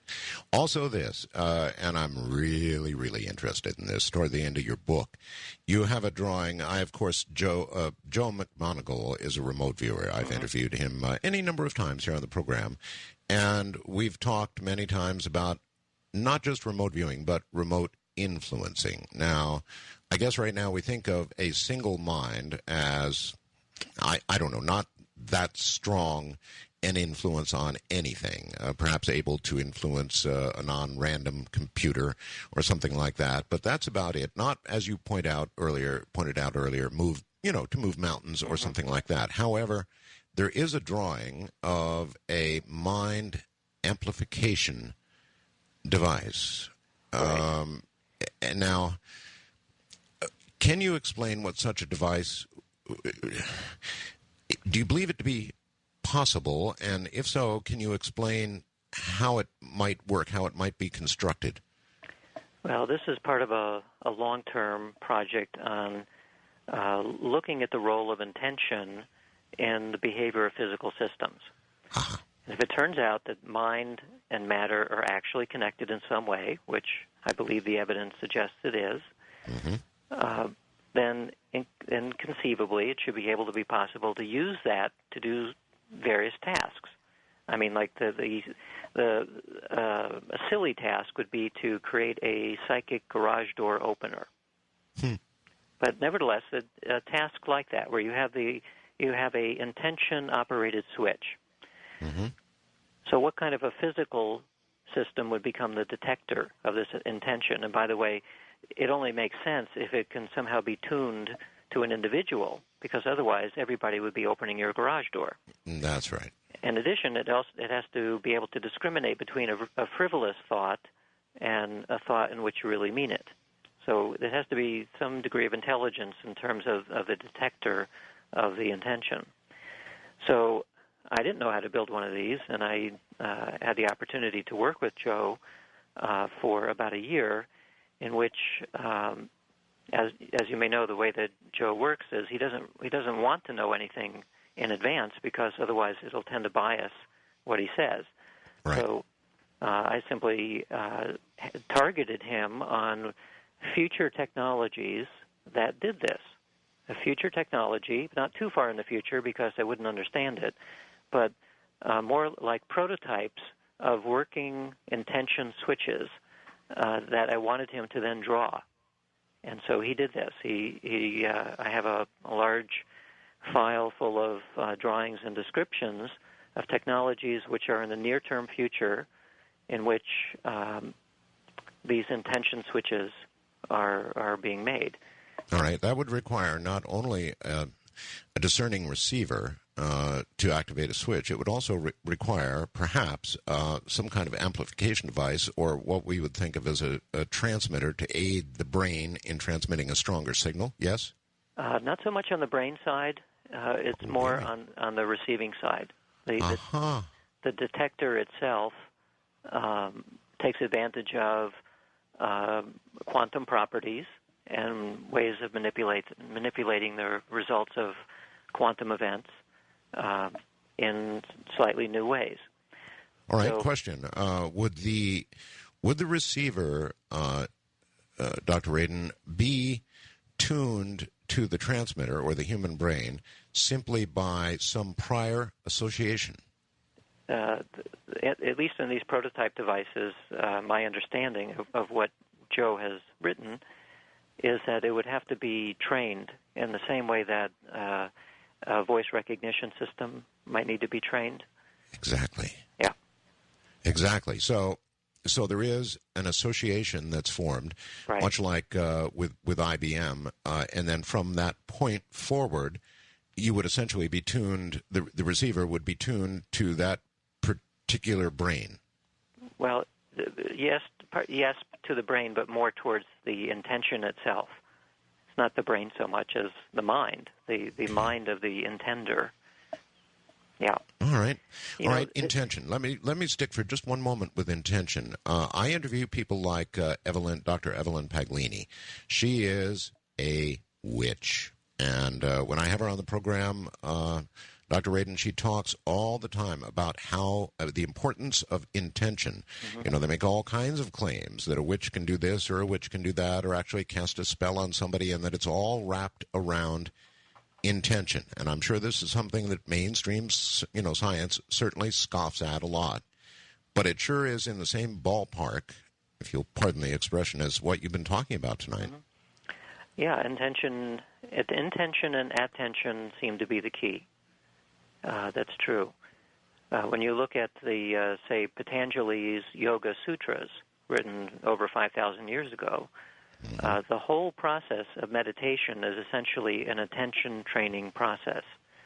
And the wisdom of the yogic masters basically said that if you learn to train your attention to a certain degree, eventually you learn how to calm your mind and your body becomes calm. That's like stage one. The second stage is you begin to run into clairvoyance. When you are sufficiently have a still enough mind, you run into clairvoyance. When you get further down the line, you begin not only to adjust your attention, but you begin to put a little bit of intention in it as well. And it's at that stage where you start to get claims of things like levitation and invisibility and the other so-called cities. So in the laboratory, at least, we haven't gotten to the point where we're able to see those kinds of effects. But we do ask people to apply their attention and intention, and that's where we get interesting effects in both distant healing and with random number generators. Mm-hmm. Is there any difference between Art Bell getting several million people to concentrate on one particular outcome, weather-related or whatever it might be, and a group of people praying? See, here we go again. We're beginning to get back to religion a little bit, but is there any difference between this intent work that we're doing and prayer? There's two general categories of prayer. One is you intend for something to happen. It's you wishing. The other one is thy will be done type of prayer, in which case you're wishing for the greatest good for all without having a specific outcome in mind. And people who do distant prayer, for healing in particular, oftentimes will say that the thy will be done prayer seems to work better than I wish this to happen. Is there any science to support that? Not too much yet. Okay, well, I know there's been a whole bunch of experiments done that claim that prayer with intent for somebody to heal has been shown again and again and again to honestly work compared to a random sample. The clinical trials are actually, the jury is out, I would say. Okay. Some of the studies have worked. There are two large studies recently, one at Duke University and one at Harvard University, that did not work. There are hand-waving explanations, perhaps, as to why they didn't work, but the fact is that professional prayers were told to pray for certain people, and they did not get significantly better. In fact, at the study in Harvard, the people who were being prayed for and they were told that they were being prayed for, they did significantly worse. So The jury is out when it comes to praying for health. But when you come into the laboratory under much better controlled conditions, the jury is in when it comes to whether or not one person's intention can affect another person's physiology. And the answer to that is yes. The answer to that is yes. So we don't know yet how to get from one person intending towards another's physiology to praying for somebody else's health outcome. That's still that's a leap we don't know how to do yet. God, this is such a fascinating field. And again, you made that statement about communications already being mainstream. That it's, you see, I just didn't know that. I had no idea that anybody was actually using quantum technology to attempt secure communication of any kind. And you're saying that's mainstream. I sure would love to know what's going on. Yeah, it's big. I'm sure you can find a guest who will talk your ear off on that one. Can you suggest somebody? Let me work on it a little bit. All right. I'd appreciate anything in the field. I had no idea that was going on, and certainly I don't believe it's been talked about on this program. Mm-hmm. I can imagine that it would work, but I had no idea that it was working. Yeah, it is working. That's something that our intelligence agencies certainly would be all over. If you can imagine communication with no key whatsoever, no possibility of interception, no possibility of decryption, that's just mind-blowing. They are. They're the main funders of this research. Yep. Well, of course. Wow. I learn something on this program all the time. Is it do you happen to know who's doing the main funding? Is it CIA, NSA? Who's doing this? You name it. They're all funding it. They're all funding it, huh? Yep. Whew. Are we leading the world? Do you happen to know, Dr. Radin, in this field, or are we playing catch up? I think we're probably on par, although most of the basic research is coming out of Europe on this. When it comes to where we are in terms of technology, I don't know. I'm not an expert enough in that area to know. But when you look in journals like Science and Nature and Physical Review and the other main journals, a lot of the basic research is coming out of Europe on quantum technologies. Worrisome, actually. When you look at other areas of science, the United States, because of our, we're a Christian nation. There's no doubt about it. And, for example, in genetic research, we've drawn a lot of lines in the sand that we're not allowing people to pass. In Europe, they're readily going across those lines. I guess it doesn't necessarily hit this field, but it's hitting other fields of science, and Europe is going nuts. And it is definitely hitting the field that I'm in as well. Oh, is it? Yeah. In the United States today, there is not a single active academic lab left. Not one. So the Princeton lab is basically in retirement now. There are no other laboratories that are devoted to this topic in the United States within academia. There are a handful of professors who are interested and, in a few cases, teaching courses, but that's quite different than a laboratory. The whole thing is in Europe now. God. All right, hold on. We're at the top of the hour. Dr. Dean Radin is my guest, and you're now welcome to line up on the lines because we're going to open the lines and allow you to ask Dr. Radin questions. My God, if you don't have questions after hearing all of this, you just have not been listening. From the high rise, located in Southeast Asia, specifically Manila, Philippines, I'm Art Bell. This is Coast to Coast AM. Worldwide, indeed. Good evening, good morning, good afternoon, whatever it may be. It certainly is my honor and privilege to be escorting you through the weekend, and what a great weekend this has been. Kind of a nice welcome back. Dr. Dean Radin is my guest, and it just simply does not get any more fascinating than this. There's no question about it. My God, this is fascinating stuff.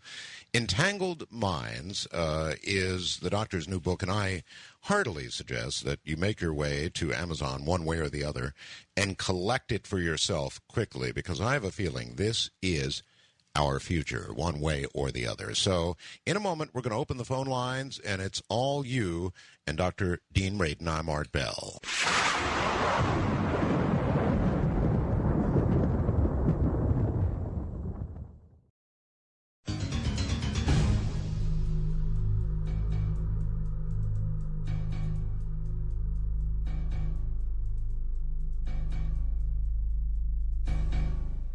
Once again, Dr. Dean Radin. I'm Art Bell. Hi there.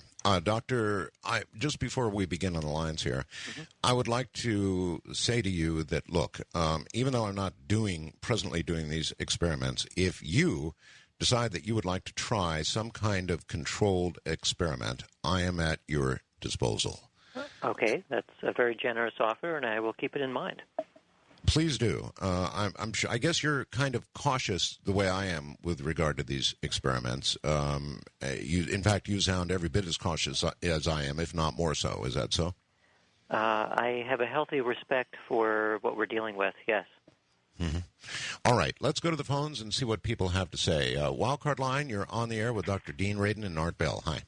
Hey, greetings from Las Vegas, Nevada, Art. It's BD from LV. Hey, as far as Dean goes, man, it's like from what he's saying, with this project 51 hits, it seems like that we're transmitting something from our brains, which may potentially lead us to believe that the mind-brain system can act as a transmitter-receiver of particular waveforms and affect these random number generators. And, it goes back to the pineal gland, the Hindus, and, the pineal gland started producing DMT at 48 days. 48 days, 3,000 years ago, stated that that's when the reincarnation started taking place. And, we're starting to verify all these things here in the 90s. I mean, are we getting to a tipping point, I guess, is my question? Okay, a tipping point. Are we at some kind of tipping point, Dean? A tipping point. Yeah, I know. I didn't quite grasp that fully myself. But, some kind of turning point where we're... I guess that's almost fair to say. I mean, with what you've... For example, I note that it's been some time since you and I talked. And the first time we talked and the second time, Dean, you were very, very tentative about a lot of this. This time, I listened to you carefully, and you're not as tentative as you were. Well, we have a lot more data. Yeah. I mean, it basically all comes down to what is the data trying to tell us. And the data has continued to compound in such a way that the possibility that it's a mistake or chance is becoming vanishingly small. So something 300,000 to 1, that's vanishingly small, all right. It'll still fluctuate here and there. It'll go up and down a little bit, but it's pretty much continually been going in the direction where at some point we have to entertain some other hypothesis. Let's put it that way. Something else is going on. Okay, let's move east of the Rockies. You're on the air with Dr. Dean Radin and Art Bell. Hi. Hello, this is Jacob from Chinook, Kansas. Yes. How you doing, Art? Just fine, Jacob. Pleasure to speak with you guys.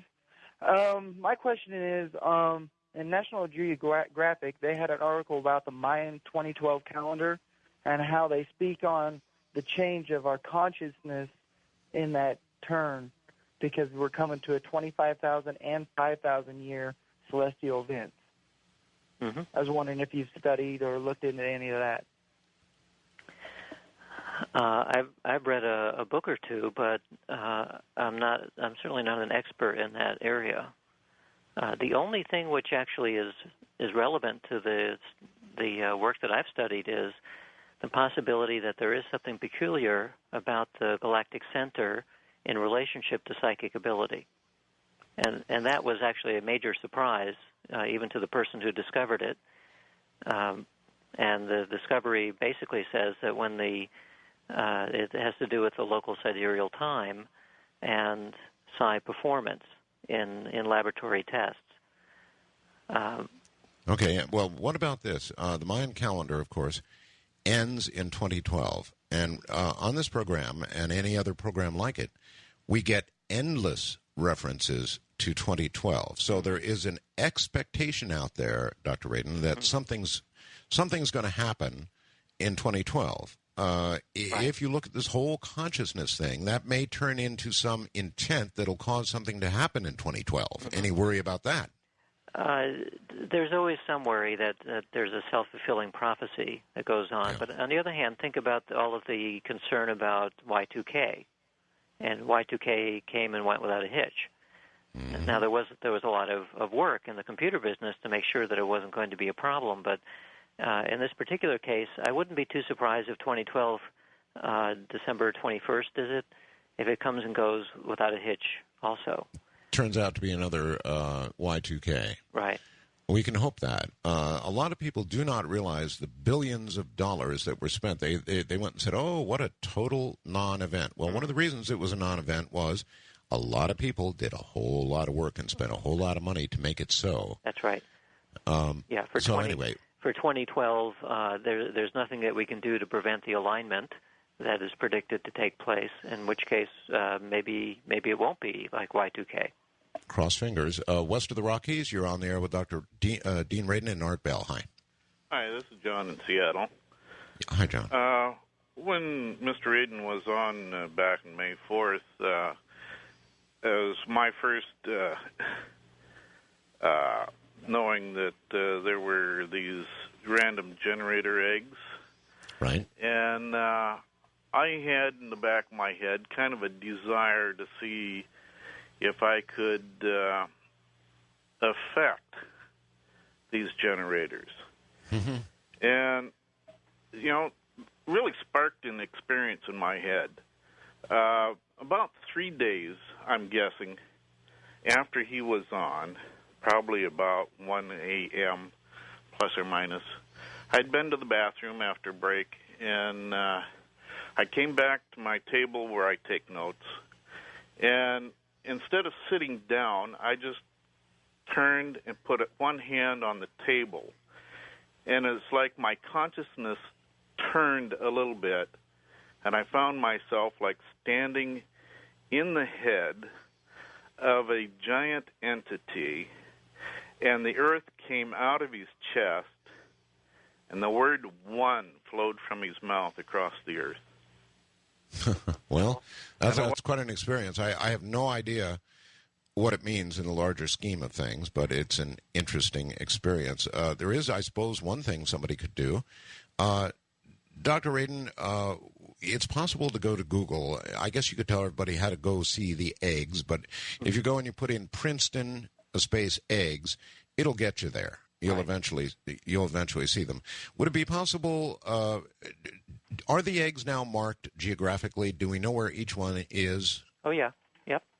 Are they actually marked on the screen display that you get? Not on the screen display. I think you're talking about is an overall display of behavior around the world. But there is a map that you can see where they're coming from. All right. If you go a little bit deeper into it. Okay. I guess what I'm asking is, could you go to the egg that is most regional for you and sit there and have a little fun and try to affect that particular egg? No, you can't get feedback like that in real time. Okay.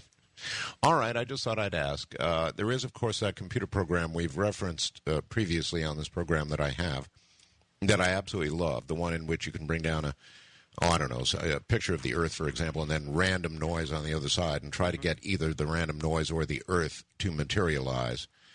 And I wish there was a way to get that distributed to more people. Is there, by the way? Is that still available? Do you know? I don't think it's still available. I can give a plug to a company that just came out with a new experiment. It's called Cygenics. I'm not affiliated with these folks at all, but it's an interesting site. It's PSIGENICS, Cygenics.com. And it actually is a random number generator that runs in software. And the fellow who developed it has a patent for this process. It's an interesting patent.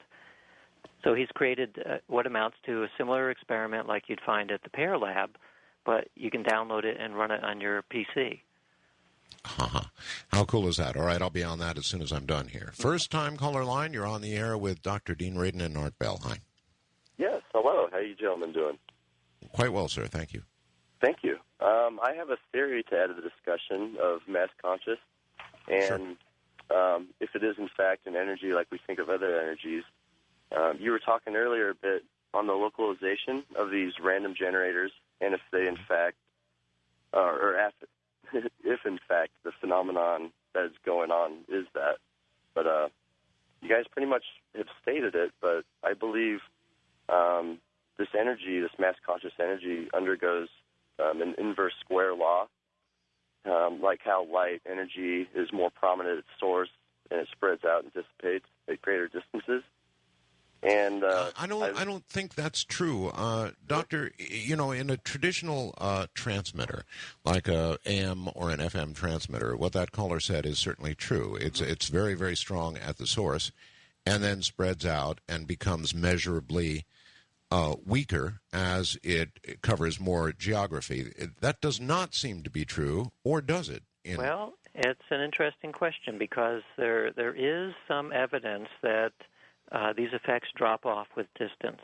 And I actually discussed that evidence in Entangled Minds because while it is very clear that something like remote viewing can work over distance of the planet, well, radio can work across the distance of the planet as well. You know, there are ways of getting signals in very far distances, and the fact is that we really haven't tested the non-locality beyond from about here to halfway to the moon, which is about as far as we've gone when Edgar Mitchell did a test from the coming back from the moon. Correct.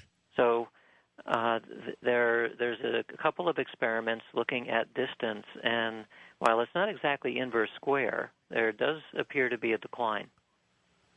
Huh.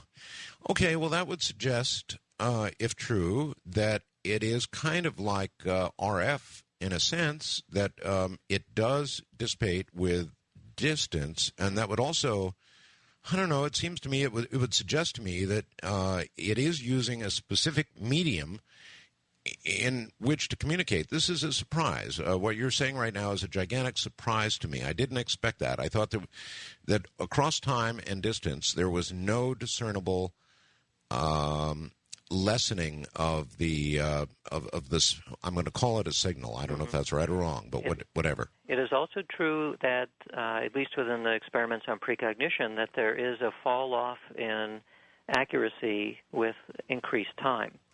So both in time and space, the assumption for a long time was that this is completely non-local and that it is the same everywhere. But in looking, I've sifted through the data pretty significantly to see if I could find evidence that for that or against it. And to my surprise, too, I found that there actually is some reason to believe that it does drop off, which is great because it means that there's a way to get a handle on what's happening physically. That's exactly where I was going to be going. In other words, some way to measure its frequency or the medium through which this communication is occurring. Ultimately, it would say that, wouldn't it? That's right. It may be, however, in the case of precognition, that the reason for a drop-off is because of the branching probabilities that occur. From, like from one second from now, the world is very likely to be the same. 10 seconds from now, if you try to predict it, it's going to be a little bit different. 2 hours from now, it's going to be extremely different. And the reason for these differences is because at each stage, if you imagine every atom could go in any different direction, there are various possibilities. That's right. And so the future simply becomes a much more probabilistic mush as the further out you go. And by the same token, the reason for the inverse square law is basically the geometry. It's a geometric issue. If you imagine signals spreading out like a sphere, the signal is dropping off because the surface of the sphere keeps getting bigger and bigger. And so there may be something like that, maybe a geometric way of thinking about how these things work. Well, as you throw a rock into the water, you get a ripple, and that ripple, of course, as it approaches the shore, if it's a pretty good distance, begins to dissipate. Same idea? Yeah, and also the height of the ripple. The height of the ripple is the largest where the rock went in. That's right. And then the amplitude of the ripple will dissipate because of friction and inertia and things of that sort. That one is somewhat less has less to do with the geometry of the situation and more to do with physical forces that impede it. I don't think there's something like that's happening here, but it's more that there may be a geometrical reason why these effects drop off. All right. Wildcard line, you are on the air with Dr. Dean Radin and Art Bell. Hi. Hi. Good afternoon in your time zone. Good afternoon.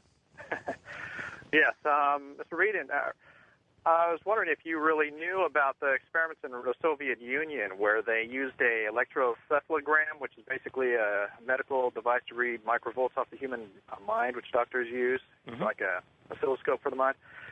And what they did is they put on a female adult and put her in one location, and then thousands of miles away they put her child in another location.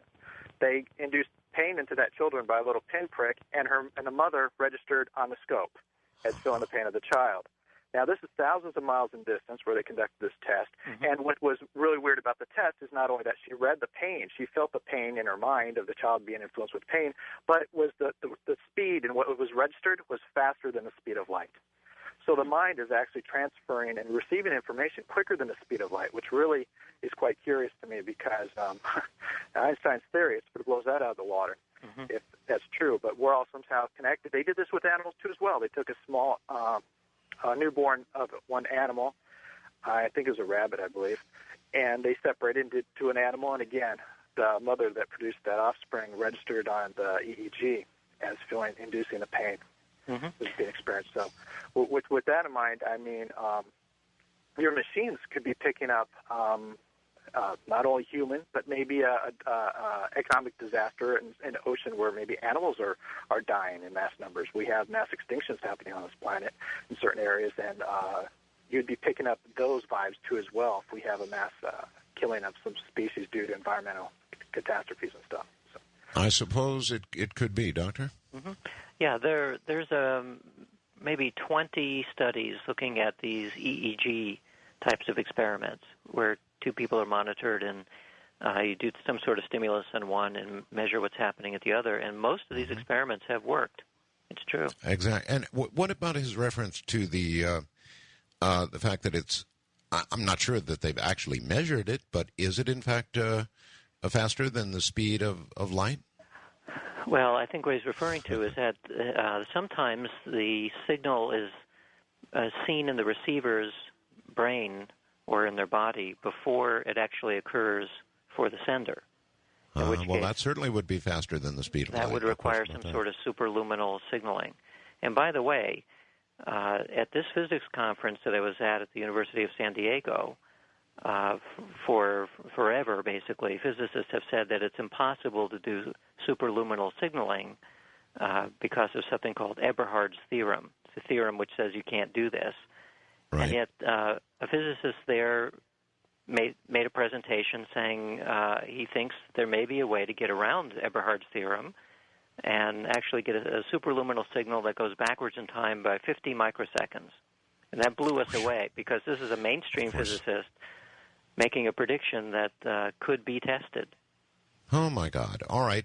Doctor, hold on. Dr. Dean Radin is my guest. I'm Art Bell from Manila in the Philippines. This is one fascinating program, whether it's 1 millisecond or 50 milliseconds. If it's sent, good Lord, if it's actually sent before the occurrence, then just everything we know or we thought we knew about the laws of the universe in which we live is absolutely incorrect. We'll be back. I suppose even the white bird alone in her cage is expressing intent, right? The intent to be free, to fly or die. That's certainly intent. I don't know that a bird has the same form of consciousness that we do, but I've long suspected it to be possible. My guest is Dr. Dean Radin. We're talking about the experiments that have gone on at Princeton. We're talking about his work, and of course he's got a book, and I heartily suggest that you buy it. It's called The Conscious Universe. You can go to Amazon.com, probably your ultimate destination, and get it again, called The Conscious Universe, something you want to investigate right away. Dean Radin will be back in a moment.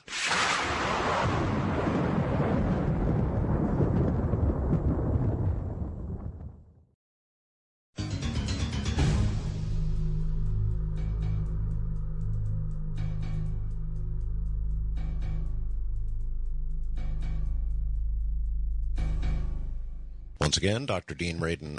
Dr. Radin, I'm going to ask this. I think I know the answer, but I'm going to ask on behalf of Adam in Alabama anyway. He asks a question for Dr. Radin. Does he know of any schools actively working on these topics that, well, might perhaps be looking for some grad students? Thank you. Well, there are two universities, Gary Schwartz, of course, at the University of Arizona in Tucson, has a small program on mediumship research, and Bruce Grayson at the University of Virginia in Charlottesville has a program on survival research, including things like reincarnation and near-death experience. But that's it as far as I know. Well, that's sad. Well, there are other locations like the Institute of Transpersonal Psychology and there's Saybrook Institute, both of which are in Northern California. But if someone's looking to be a graduate student and essentially become an apprentice and have mentors that can show them how to do things in the laboratory, there is no place, not in the United States. That is sad. In England and Scotland, there are a half a dozen universities with multiple faculty and multiple graduate students. I'm talking about the University of Edinburgh in particular, and also the University of Northampton in England. So then, even as an inquiring student, you might have to end up going to Europe, is the answer. Most students who are interested in this do end up in Europe, yes. All right. On the international line, you're on the air with Dr. Dean Radin and Art Bell. Good morning or whatever. Morning, Art. Morning, Dr. Radin. I did some experiments way back when for downhole tools, for oil wells, and we used neutron detectors and gamma ray detectors. And it was a prototype, and I was the only one that could make it work. We were just measuring a measurement of the difference between chlorine and hydrogen using, a neutron source. Every time I walked up to it, it would work. Others, it didn't work.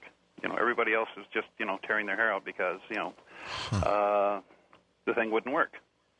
It's like the opposite of Murphy's Law. No. When you stick things downhole, you're sticking it in Murphy's mother's kitchen oven. So, hey, listen, listen. How about this? How about cold fusion? Now, there's an interesting example. I think Pons and Flashman, they ended up going to Europe, but a number of universities tried to get cold fusion to work, and in some cases they did get it to work, but in many other cases they didn't. And one almost has to wonder if intent didn't have something to do with the whole thing. Well, with the tools that we were working with, we were just basically detecting different speeds of neutrons and ratios of them. Right.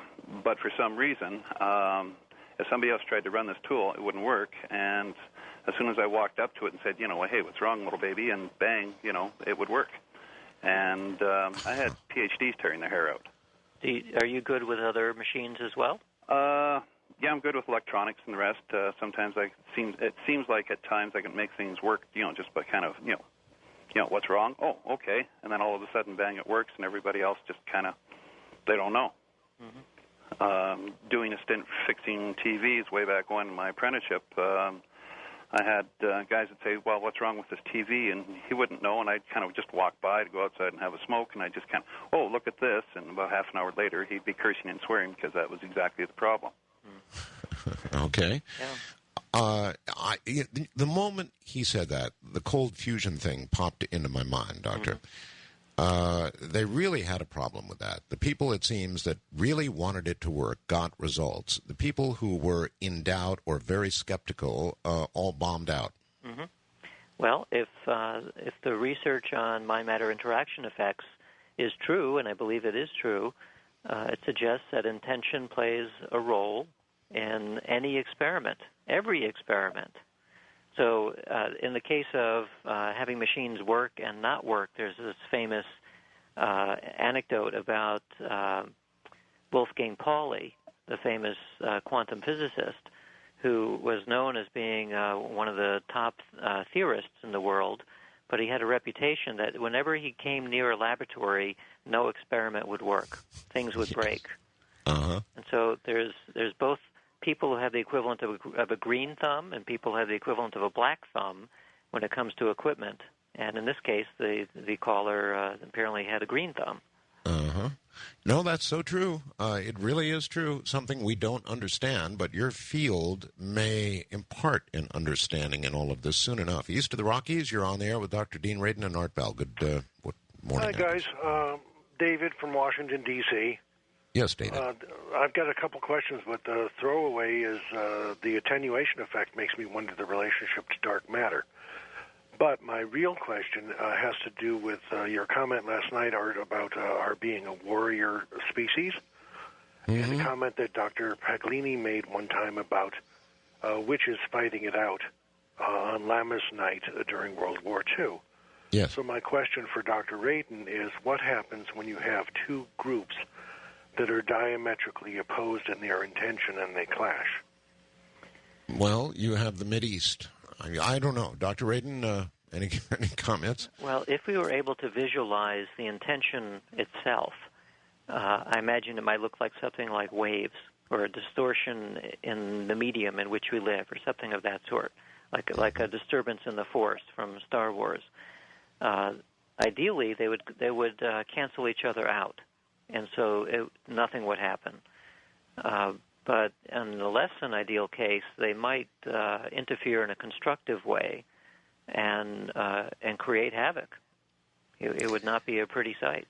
Yeah, it wouldn't. Well, what's bothered me about this, Doctor, is that those in the world, for example, who really wish us ill and would plow airplanes into buildings or be willing to kill themselves to take some of us out or whatever, have an extremely strong intent. Mm-hmm. And, of course, we're just sort of whistling in the wind here, going along hoping for no terrorism or no trouble. But the intent on the part of somebody who's willing to give their life for their cause is going to be, strength-wise, much stronger than ours. That's probably correct. And the reaction to that is, I think, as someone said in the beginning of the Second World War, that once you awaken the sleeping tiger, mm-hmm. you're in trouble. So That's in other right. words, if the intention of the United States is aroused and we become coherent, that's a massively powerful force. That's correct. Unfortunately, the history of the United States becoming a tiger is not until we've been attacked. And, of course, for example, Pearl Harbor being attacked was awful. It was horrible, but it wasn't the end of the world. Now we're beginning to get hold of these weapons that, when used, could conceivably be the end of the world. So right. By the time we make it to a dangerous point, that by the time we're actually attacked, it's too late. Mm-hmm. Yeah, I hope not. Yeah, I hope not, too.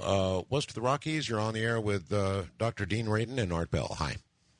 Hi. I had one question about, does Dr. Radin believe that the prophets' predictions of, say, the Bible or the Quran or any other religious text, would that have anything to do with the events that are happening now? And I think you just kind of covered that a little bit. But, say, the prophets' predictions coming true because of people wanting the end of the world, because of, mm-hmm. say, the prophecy of a promised land, or, after the end of time, so to speak, they would, be promised, virgins or whatever. I don't know what I'm trying to say there, but say enough people jumping into one religion or would that influence the sea of consciousness, so to speak? No, I think it's a very good question. I think I know what you're talking about, and I think the doctor does too. Doctor? Yeah. The issue about very long-term precognition is a tricky one because, as I mentioned before, that the from now until later, however long later is, there's so many possible paths to get from here to there that it becomes very difficult to predict beyond a matter of a couple of days. On the other hand, if there is something like a certain current of history that has a certain extremely strong endpoint to it, that it's conceivable that somebody might be able to predict, even thousands of years ahead, something that has this very, very strong attractor at the end. In which case, you can make a plausibility case for why some prophets may have predictions of some important endpoint, but they may not actually get the interpretation of it right. In other words, they get that something very important is coming, but they don't know exactly what it's going to be. Mm-hmm. Remote viewers like Joe McMonagle, are they using the same, for lack of a better word, ether, the same mode of transmission that's ultimately